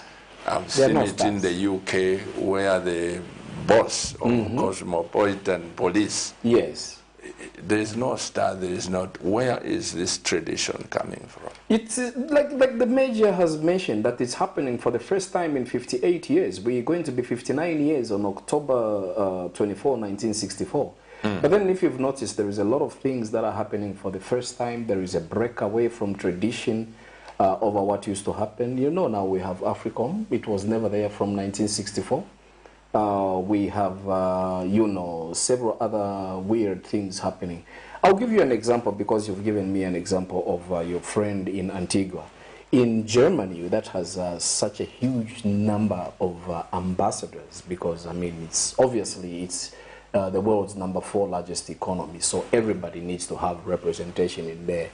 You only fly the flag of Zambia on what we call #1, the ambassador's limousine. You only fly the flag 3 times. The first time is when you go to present your credentials to the president. That's when you have the flag. They will give the ambassador drives alone in a limousine with a Zambian flag. My wife, Elaine, comes in her own BMW presented by the Not government. with you. No. You are a special guest of the Chancellery. You have to be accorded that respect. So you drive alone, my wife alone in the car behind, and my 2 boys also in another limousine behind, then the other members of staff that are accompanying you before. That's the first time you use the flag. The only other time you use the flag is there is an annual reception for all ambassadors to meet with the president. So again, the flag comes out for the first time in January, around January 15. The third time that you use the flag on your ambassador's limo is in September when you meet the chancellor. The rest of the times, there is no flag. You have special plates. So 011 is the plate for each country is known with a code. Everybody will know that this is a diplomatic car. There's no need, there is no flags. I move around here and I see flags everywhere. Perhaps that's where just like you when you see ZP1, you know that it's yes, the Inspector General. Yes, when you see the ZP2, eagle. Yes, ZP2. Those codes. Yeah. So this is why, Ambassador, I am saying again. Indeed. Yes.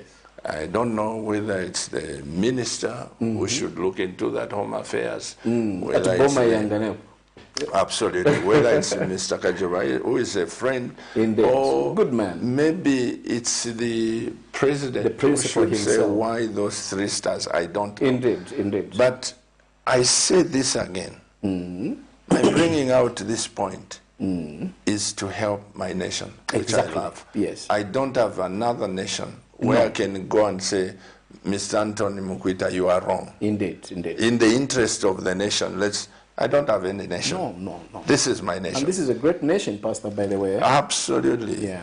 This is why I'm saying. Aside from the high cost of living and the high prices of mini meal and fuel. No. You can't run away from that. I have been telling people here. Indeed.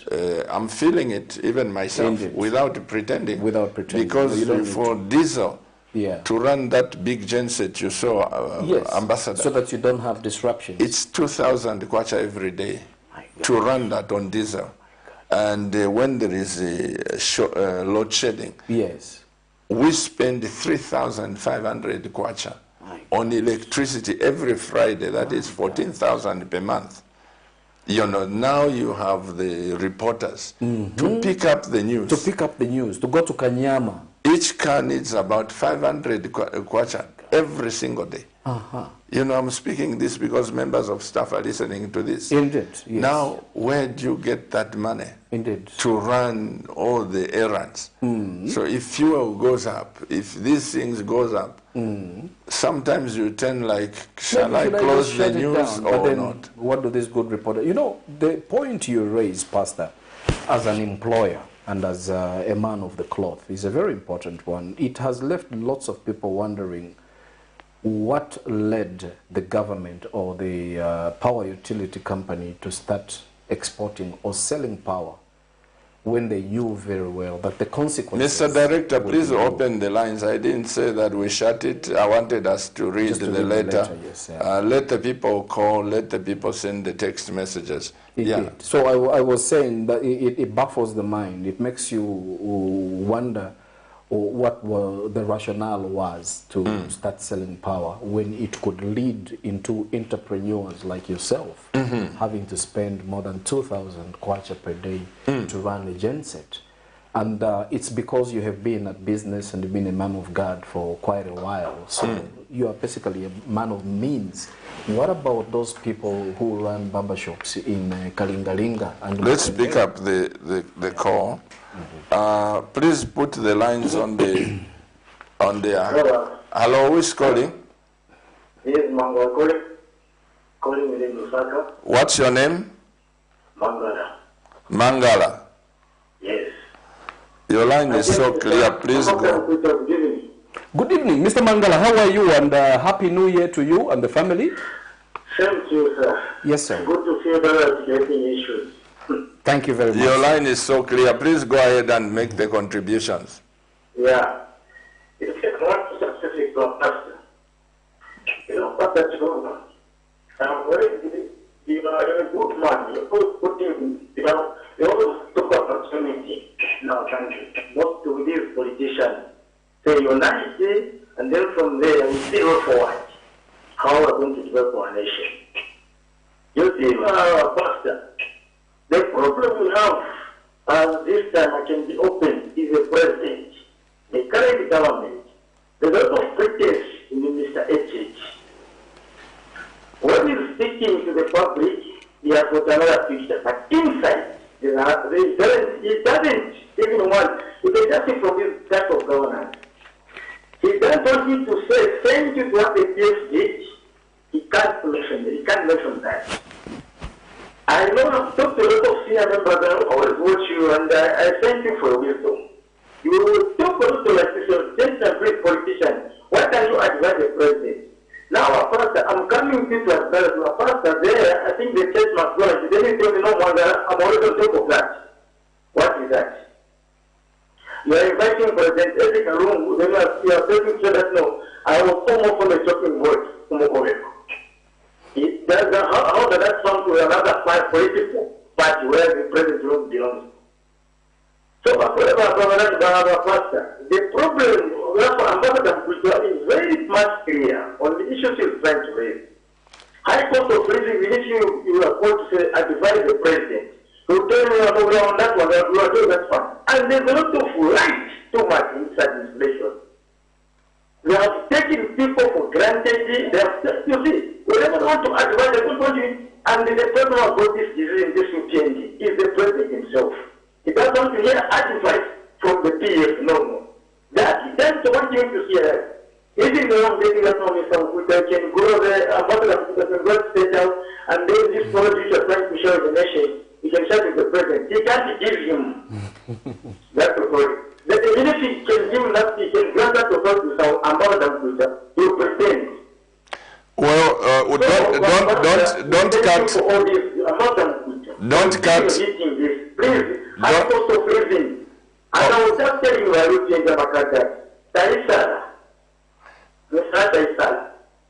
Don't cut the line, Mr. Mangala.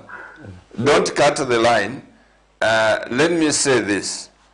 Because the president is not here to answer or justify certain things or the pronouncements he has made, I would not say that we go straight and say is doing this. What I'm saying, Mr. Mangala, is that until Mr. MUKWITA is denied at State House, or President HH does not pick up the phone, then we would say that he doesn't get advice. You see where I'm coming from? Because I believe, Mr. MUKWITA, Mr. Mangala, don't drop the line. You know, State House is not a private house. It's state. Anybody can go there and they can get help, you know. So, Mr. Mangala, how would you help President HH? Now tell me from the positive point of view, how will you help him? How can we build this nation? Okay. Yeah, on that one, Pastor. Yeah. Yeah, I've read you. What this affirmation says will start with unity. When you are united, you can that Peter said, okay, we are going this way. Then from there, leadership should respect the angles. Wisdom, even from a person not then go to school, he can give you that wisdom to understand. So this person is showing out of it. I want to be speaking to you as a parent, you have got experience, which I've never. You see, which I don't have myself as one that. But I can learn something from you. You see? But now the problem which you have, the people who are leading us, they don't want to get advice from other people. And that brings enmity. And that brings prosperity to develop our nation. How to achieve development when people are fighting? How to prosper when the nation is divided? You see? But what a lot of things which we are getting from people, I'm telling you, if you just move around, what are speaking, it's ill. I'm saying that for me, you need to give a massive apology. For me, Mr. Mangala, I would draw one example, Ambassador. I would draw one example. Indeed, from Mr. Mangala.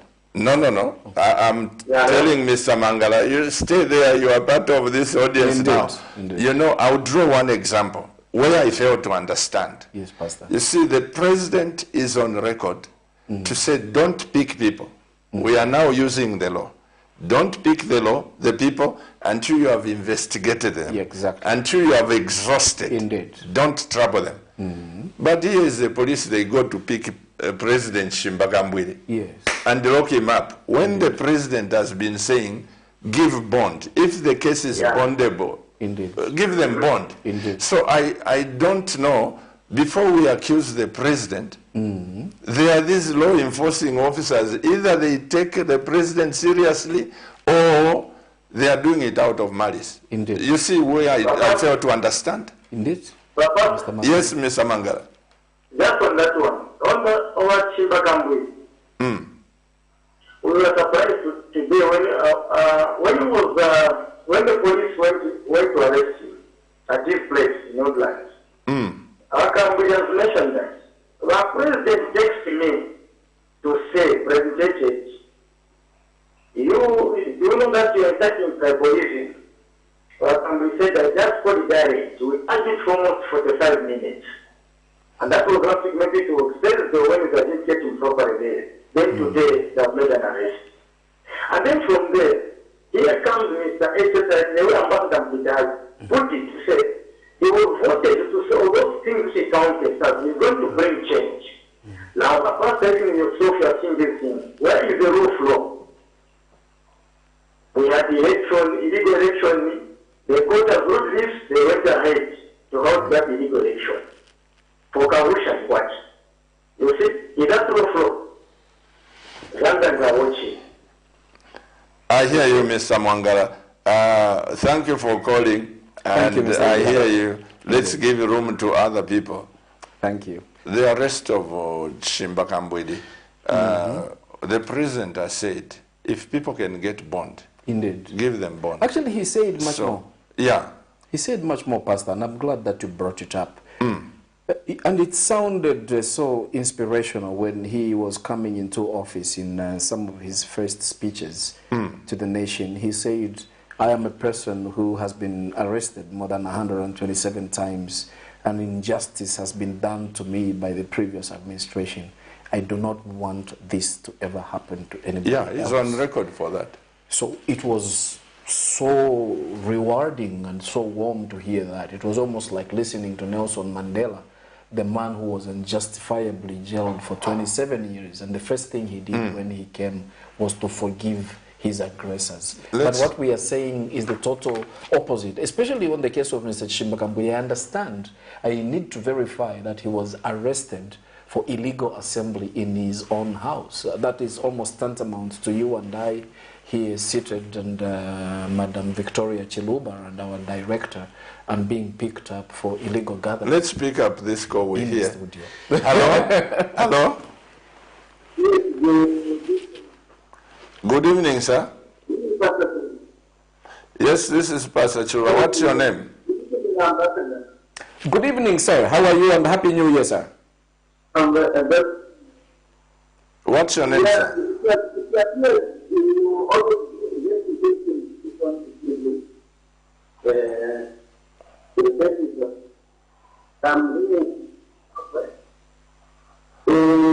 Please call back.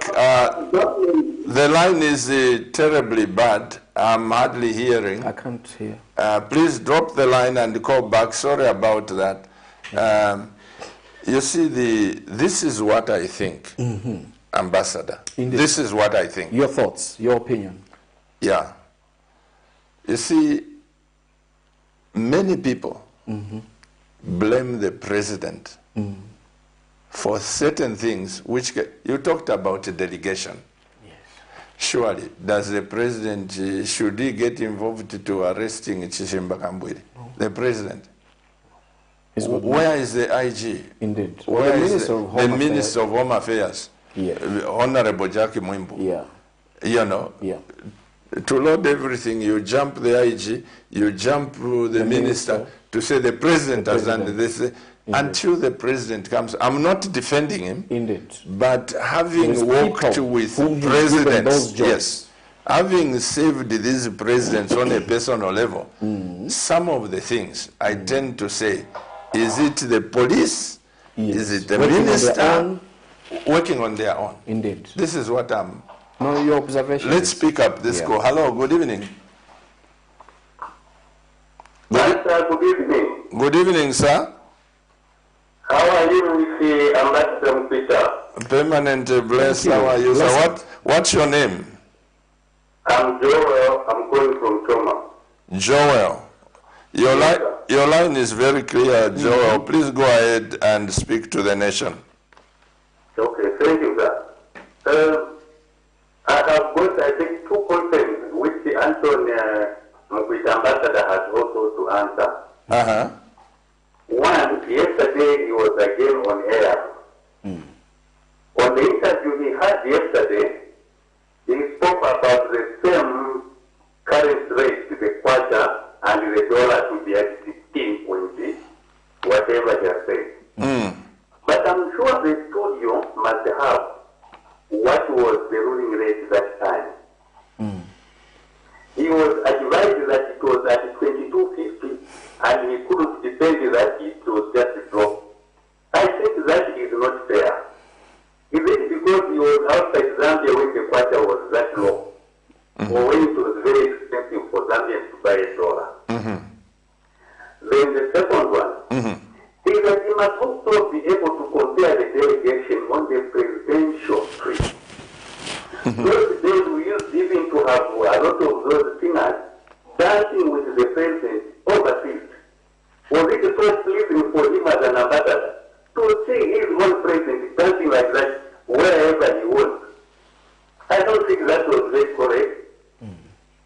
Anyway, if he is there to be politicking, I think it is not fair for him to ignore the truth. Let the truth stand the way it is. The president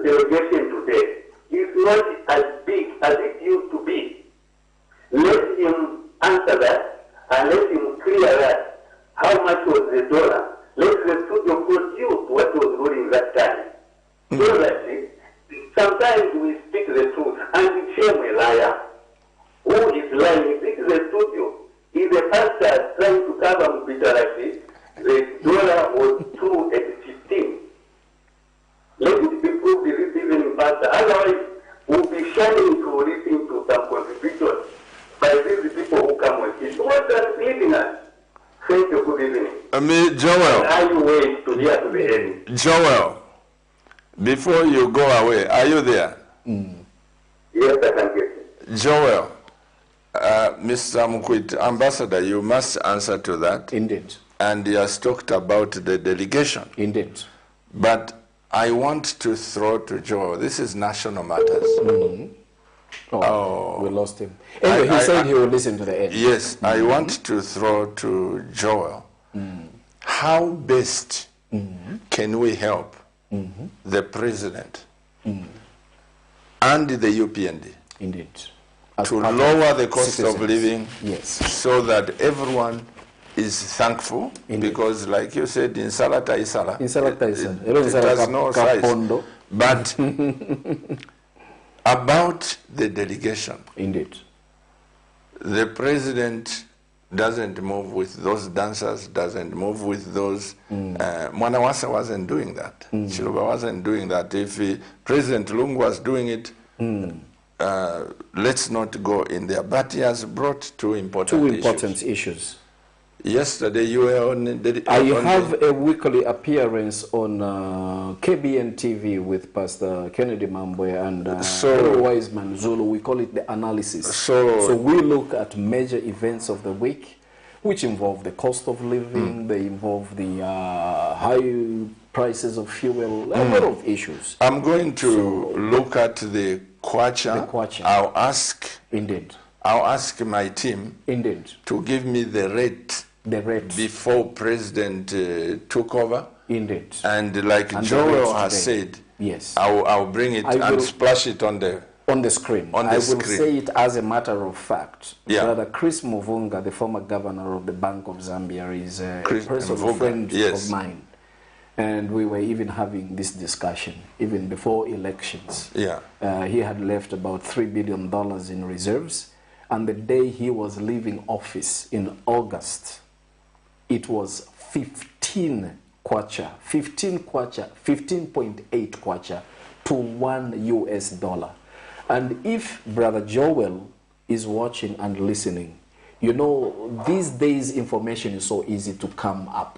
He should just go to Google and punch in what was the exchange rate of the Zambian kwacha to the US dollar on August 21. It will come up as 15. Okay, we will do that. Now, but it's also talking about the delegation, the number of people that used to. The number of delegation, what Brother Joel is saying with due respect is assumptions.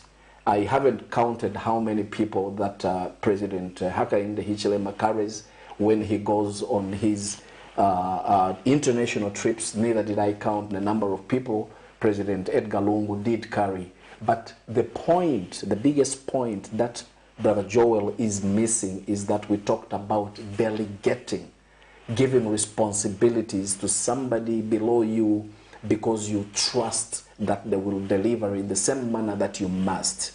The concern we raised that with the travel of the president... I think the point also is, has there been somebody taking the statistics? Indeed. President Kaunda used to travel with his president with people. It's a good question. Let's leave that, because Joel needs to be heard. Exactly. And the people of Zambia needs to know. Exactly. Just like we need to know the exact cost it is when you fly a president and what the cost would be if you flew a minister. Correct. So this should not be a political issue. No. It's a national issue. It's a national issue, and which should be and this brought. Is national matters. When the president is traveling, how many people? How many people? And what about the advance party? The security? Those things should be brought. They should be, because and of course not compromising our president's security. Of course. To say no, he moves with so much security. Those are not necessary. No, that's not necessary. But on the crucial issue, Mr. Joel can educate himself, not himself. If he's got a laptop or if he's got a phone, he's got a smartphone, right now he can punch. How much was the Zambian kwacha on August 21? Let's pick up this call. August. Maybe I'll punch it myself. You punch it, and it will show, and we will... Hello, good evening. Hello. Good evening, sir. Good evening. How are you? Permanently blessed. And yourself? Thank you, Pastor. Yes, what's your name and where are you calling us from? I'm Chomba, calling you from Karulushi. Chomba from Kalulushi. Exactly. Please go ahead and contribute. Thank you, Pastor. First and foremost, I want to say the advice that you give is the ambassador can go and see the president and hear out his views and grievances. I think that can be better. That's how we build the nation. If people can see things in that way, these young ones that are done it, if they can see things like the way you are seeing that, I think that is just the best option to go about it. Now, what has been the challenge is politicking all the time. And the ambassador is also going in that direction. I'll give an example. He has amplified too much on one, load shedding. So taking that load shedding is a perennial problem, which has been here this time immemorial. And every rain season we do experience it. This problem is not starting in this government. And I was expecting him to focus more on the solutions and not politically and amplify this PNG government failed. I think that's where I find it so much. I mean, difficult to understand why he has taken that direction. He's not bringing out solutions. He has talked about the price of milk. The price of milk has always been perennial. Every rainy season we do experience price hike, especially with regards to milk. I remember in 2020, the price of milk was at 250 kwacha, 75 kg bag. That's the government that will bring in the Zambia National Service to stop people from smuggling milk into Congo. And then there was a DF official who said that if you cannot buy milk, then buy Sandolo. He has talked about government. He has questioned, the rationale behind the desk for staying in power. This has been gaining power all along. This is not the first time. This has been going on with this country for a long period of time. Now, if you want to amplify as though all these problems are not happening under this regime, I find it, I would say a bit difficult for me, because I was expecting that, we would go too much on solutions. What is the solution to this problem? He understands why he feels that this price, because that pricing, the current pricing is just 100% market forces, and there are no imports. But the previous government had put subsidies on fuel to keep it that low. So those are the issues at play. But what are the solutions? Where do you want to get this country without Singapore policy to say this, that? And I would also want to talk about the previous call. I would say the president has not been taking advice. Was the previous president taking advice from the opposition?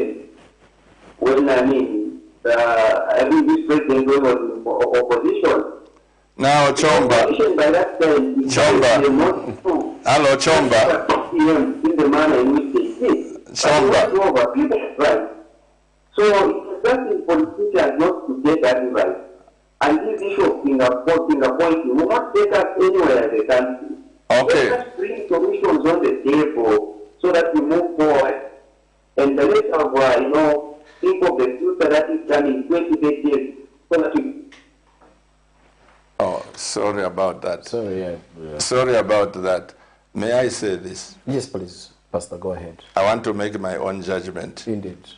Chomba is UPND. The other caller who called and said the president is not advised is PF. Indeed, which is diversity. You see how you politicize things? Exactly. The one who said, no, the president is never advised. You Yes. can tell You can that tell this the one is leanings. PF. Indeed. This Chomba, you can tell is UPND. From the tone, yes. Because they are both failing to see that The there is national hunger, factor which you are talking there is about. this, there is... Yes. You see, here, Anthony, Yeah. Ambassador, Indeed. sorry, we will not go anywhere Indeed. if we start looking issues compartmentalize. from the political point of view. Indeed. I can tell you that. I agree with you. When somebody calls, you Yeah. can tell he belongs to this party. Indeed. When somebody, you become a sympathizer. Polarized. But my question, Yes. Ambassador, is, Yes. I just said to you, the vast knowledge you have, Indeed. can you help the president? That's what I said. Indeed. Forget about You your... forgot about the partisan This is what I'm lines, saying. The color or the creed. That help the Indeed. president. Yes. Make an appointment. Isn't that what I said? No, that's what you So said. I here- think you are looking at a national Yeah, issue here we should without not... the color of a party. What President Chagwa did, No, it won't get us anywhere. what UPND is doing. Indeed. President Chagwa, before he was, there was a Zambia. Yeah. After he has left, there is a There Zambia. is a Zambian. President HH, When he leaves, before he came, there was a Zambia. Indeed. He will certainly, he's not our last president. no. But overall, how are we going to help? And this thing, if this one comes in power and I've got some knowledge, why not make an appointment to help the I president? understand. Indeed. I think for me, I don't know, it will take people but to understand Pastor, my just heart. to let you know, I won't even say in confidence, in public, I can tell you that, because we are Zambians, even some of the people that are in high positions in the current government, some of them are friends, others are relatives. And these issues that I'm telling you about, there are actually things that I have even shared with some people. My wife will even be saying, why are you doing this? I would say, sweetheart, this is our country. Whether I tell the guys that are in government now or not, there will still be women and girls dying from cancer. So if I have a solution and I have a doorway that can open to this money, 6.8 million euros, which is about almost 200 million kwacha, that can bring in ultra-modern equipment in order to cure, prevent, and reduce the deaths, I will go to sleep like a baby. I'll tell you- have told them. I'll tell have you, said, Ambassador. in case of this particular situation, why should we be paying $12,000 euros per month when there is this? I have told And them. that's a national matter. I have. That has nothing But to you do know, with the what PFO. happened, it doesn't have anything. In fact, you feel frustrated because you are like, if only I had been given a little bit more time, maybe I would have finished this because I was passionate about it.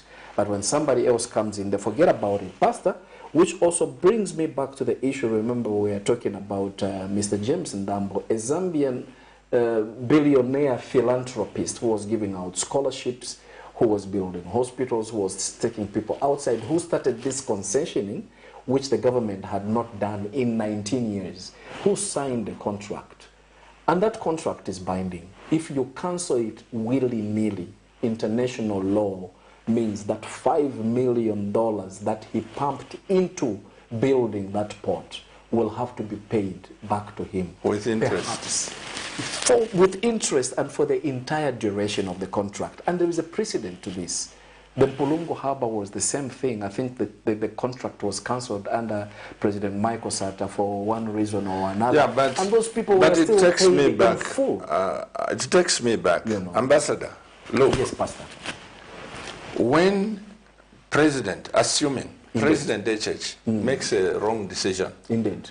to cancel the contract with Ndambo, Indeed. and you know the consequences. Indeed. There's a lot of The money that President HH, Yes. assuming Ndambo goes to international courts, and he will because, okay, yes. the money that Zambia is going to pay, it's not coming from President HH. No. It's coming from Money taxpayers. from your pocket. Okay? Yes. Now, do we want to let the president alone like that and just say because we are PF or whatever. I think this is where my heart is. National matters. Indeed. This program, Indeed. Anthony, people should understand. Indeed. It's not about political what. No. I'm beyond that. Indeed. Help our president. This is why I said, why don't you make an appointment Indeed. to go and see him? But you had mentioned something more in our usual chit chats. People don't know that we chat. You know, sometimes we call you for counsel and sometimes we just chat about the weather. You had mentioned, you said, Anthony, Ambassador, what role should Parliament, what role should members of Parliament play in order to ensure that to there protect are no the president, excesses, to yes. protect the president, to stop him from exercising excesses, from going Yes. beyond his certain jurisdiction. And it is true, there is a lot of power. You and I, not everybody can be in Parliament. It can only sit 158 people. Ambassador. So we throw the gauntlet now, you and I, Pastor. We look at our members, our representatives in Parliament, when Parliament resumes, to come up with a bucket list of questions. They should come and question and say, for instance, we understand there was a story that there was a private jet that was hired despite the fact that we had two jets for the president. Can you please explain whether this is true? Because up to now, we don't know whether this is true or mere speculation, because there hasn't been, since Ambassador Emmanuel Mwamba blew the whistle, nobody has come up to deny or accept that allegation. The members of Parliament should bring out questions for us, like was it necessary for us to export power and then start importing power? I call it, and you are clergy, it's like borrowing from Peter to pay Paul, you know, in order to answer Joel's partisan question, like we have always been selling. No, we haven't always been selling the way we are selling. What we are selling presently to Namibia and to ESCOM is under what is called FIRM, F-I-R-M, in capital letters. In the past, we have traditionally been selling the power, of course, because it's not a storageable. The other thing, Ambassador, we are into news time. Indeed. I must say that it grieves me because I've said this time and again, and I said it to His Excellency President HH in State House. Indeed. One day when we had a meeting. You see, the problem I have. By the way, you've met all the presidents, and you should do a book one of these days. My meeting with the president. By be a lot of the I will be the God, one to write it. You should write it. I thank you for that title. No, seriously. But you see the problem I have. I don't want to mention ministers and demean their offices. No. Indeed. I've been inviting ministers to this national... To the national matters. No, I'm in this country. No, Pastor, when I come. No, Pastor, this. The only ones who have come is Honorable Kabuswe and Honorable Nkandu. Yeah, Elvis Nkandu. You see, in the previous government, you call a minister, they will come, especially Doris Lia. She was a part of the... She was part of the furniture. Now, good woman. The problem I have, you know, what I want is information to flow. Exactly. What you have said about German embassy, indeed, nobody knows. Nobody. We have not covered it as a media. No. Why pay 12,000 euros when we can get 41,000 euros? Yes. Nobody has mentioned that. And this is about national matters. Exactly. So for me, sometimes it grieves me because you want to get the exact truth from the certain minister and he tells you, no, I can't. Because they are more authoritative. And somebody, I want to mention again. Indeed. I told the president, as I said, at State House, one minister simply said, I can't go to cabinet. That's a PF channel. And I felt offended. I know. Because I've never sided with PF. Indeed. And even if you did. You what? I've never sided. I want to build the nation. Indeed. So, certain things, they hurt. Yes. When you know you are not, you want to help the people understand and protect our president. Because this is about our nation. Indeed. So, Ambassador, I know we haven't finished. Of course not. I had the questions for you. Indeed.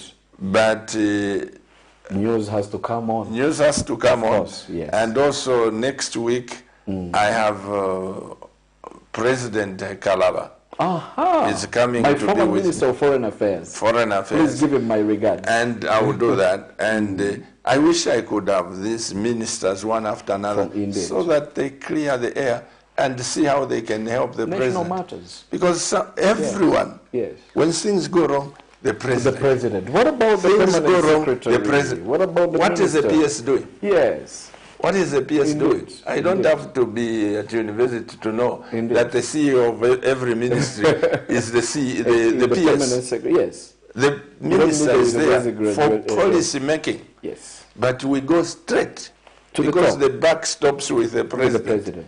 I think we should grow out of that I agree with you. and build the nation. I agree with you all the way. And, Ambassador, your last words in 2 minutes, my 1 last minute. words, Pastor. Look in that camera My last and say words. to the nation. My last word, Pastor, is you keep up the great job with national matters, and it is my hope and prayer that those that make decisions and steer policies, such as government officials, should be more receptive when you call them. They should realize that you are not their enemy, but their friend, because you provide a platform, a national platform where they can air their views. My second issue is that the polarization must come to an end. You should stop judging people by the color of their party regalia or party affiliation.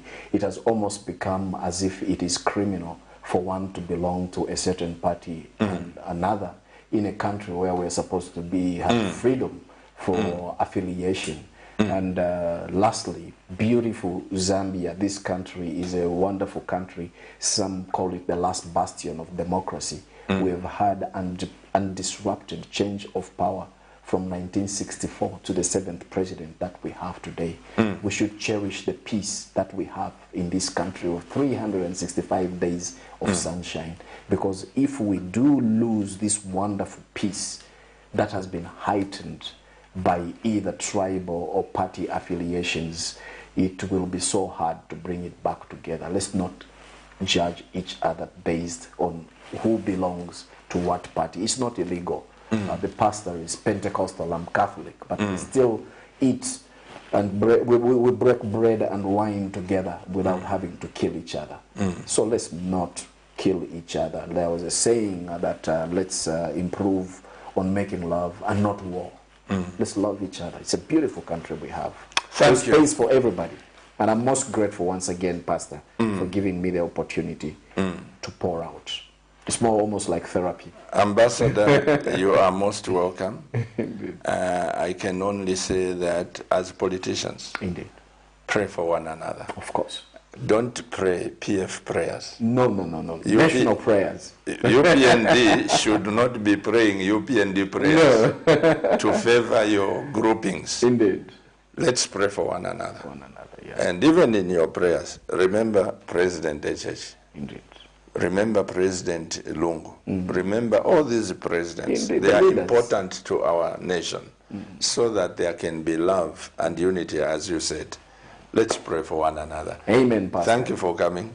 I am most grateful. My Pastor. regards to your wife I will do that. and your beautiful children. Indeed. And congratulations again, very inspirational. You and Madam Victoria, that 36 years. Yes, in marriage. That's a lifetime. In How fact, many lifetimes are those?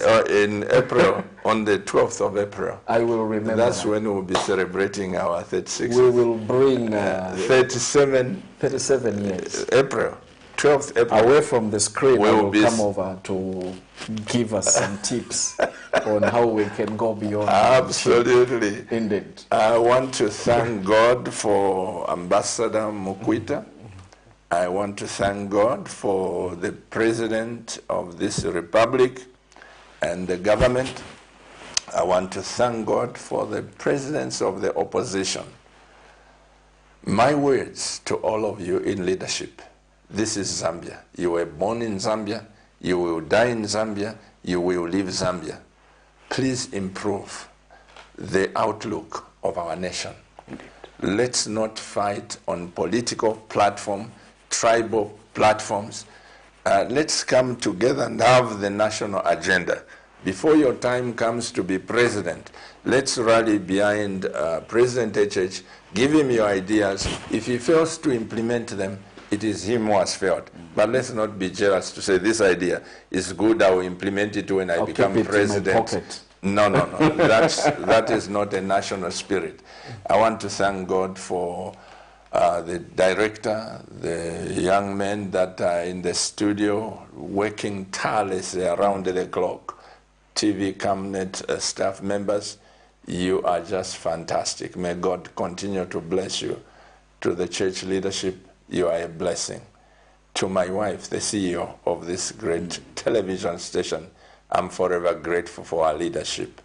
And you viewers, when you see pastor's gone that way, or he has gone that way, keep loving me, because I'm about Zambia. Indeed. And if you want to enter heaven, you must forgive me and forgive my guests. I've been your pastor, Pastor Moses Chiluba. We'll see you next Monday. In the meantime, keep watching Cabinet TV, because Cabinet TV is not just another channel. Bye-bye.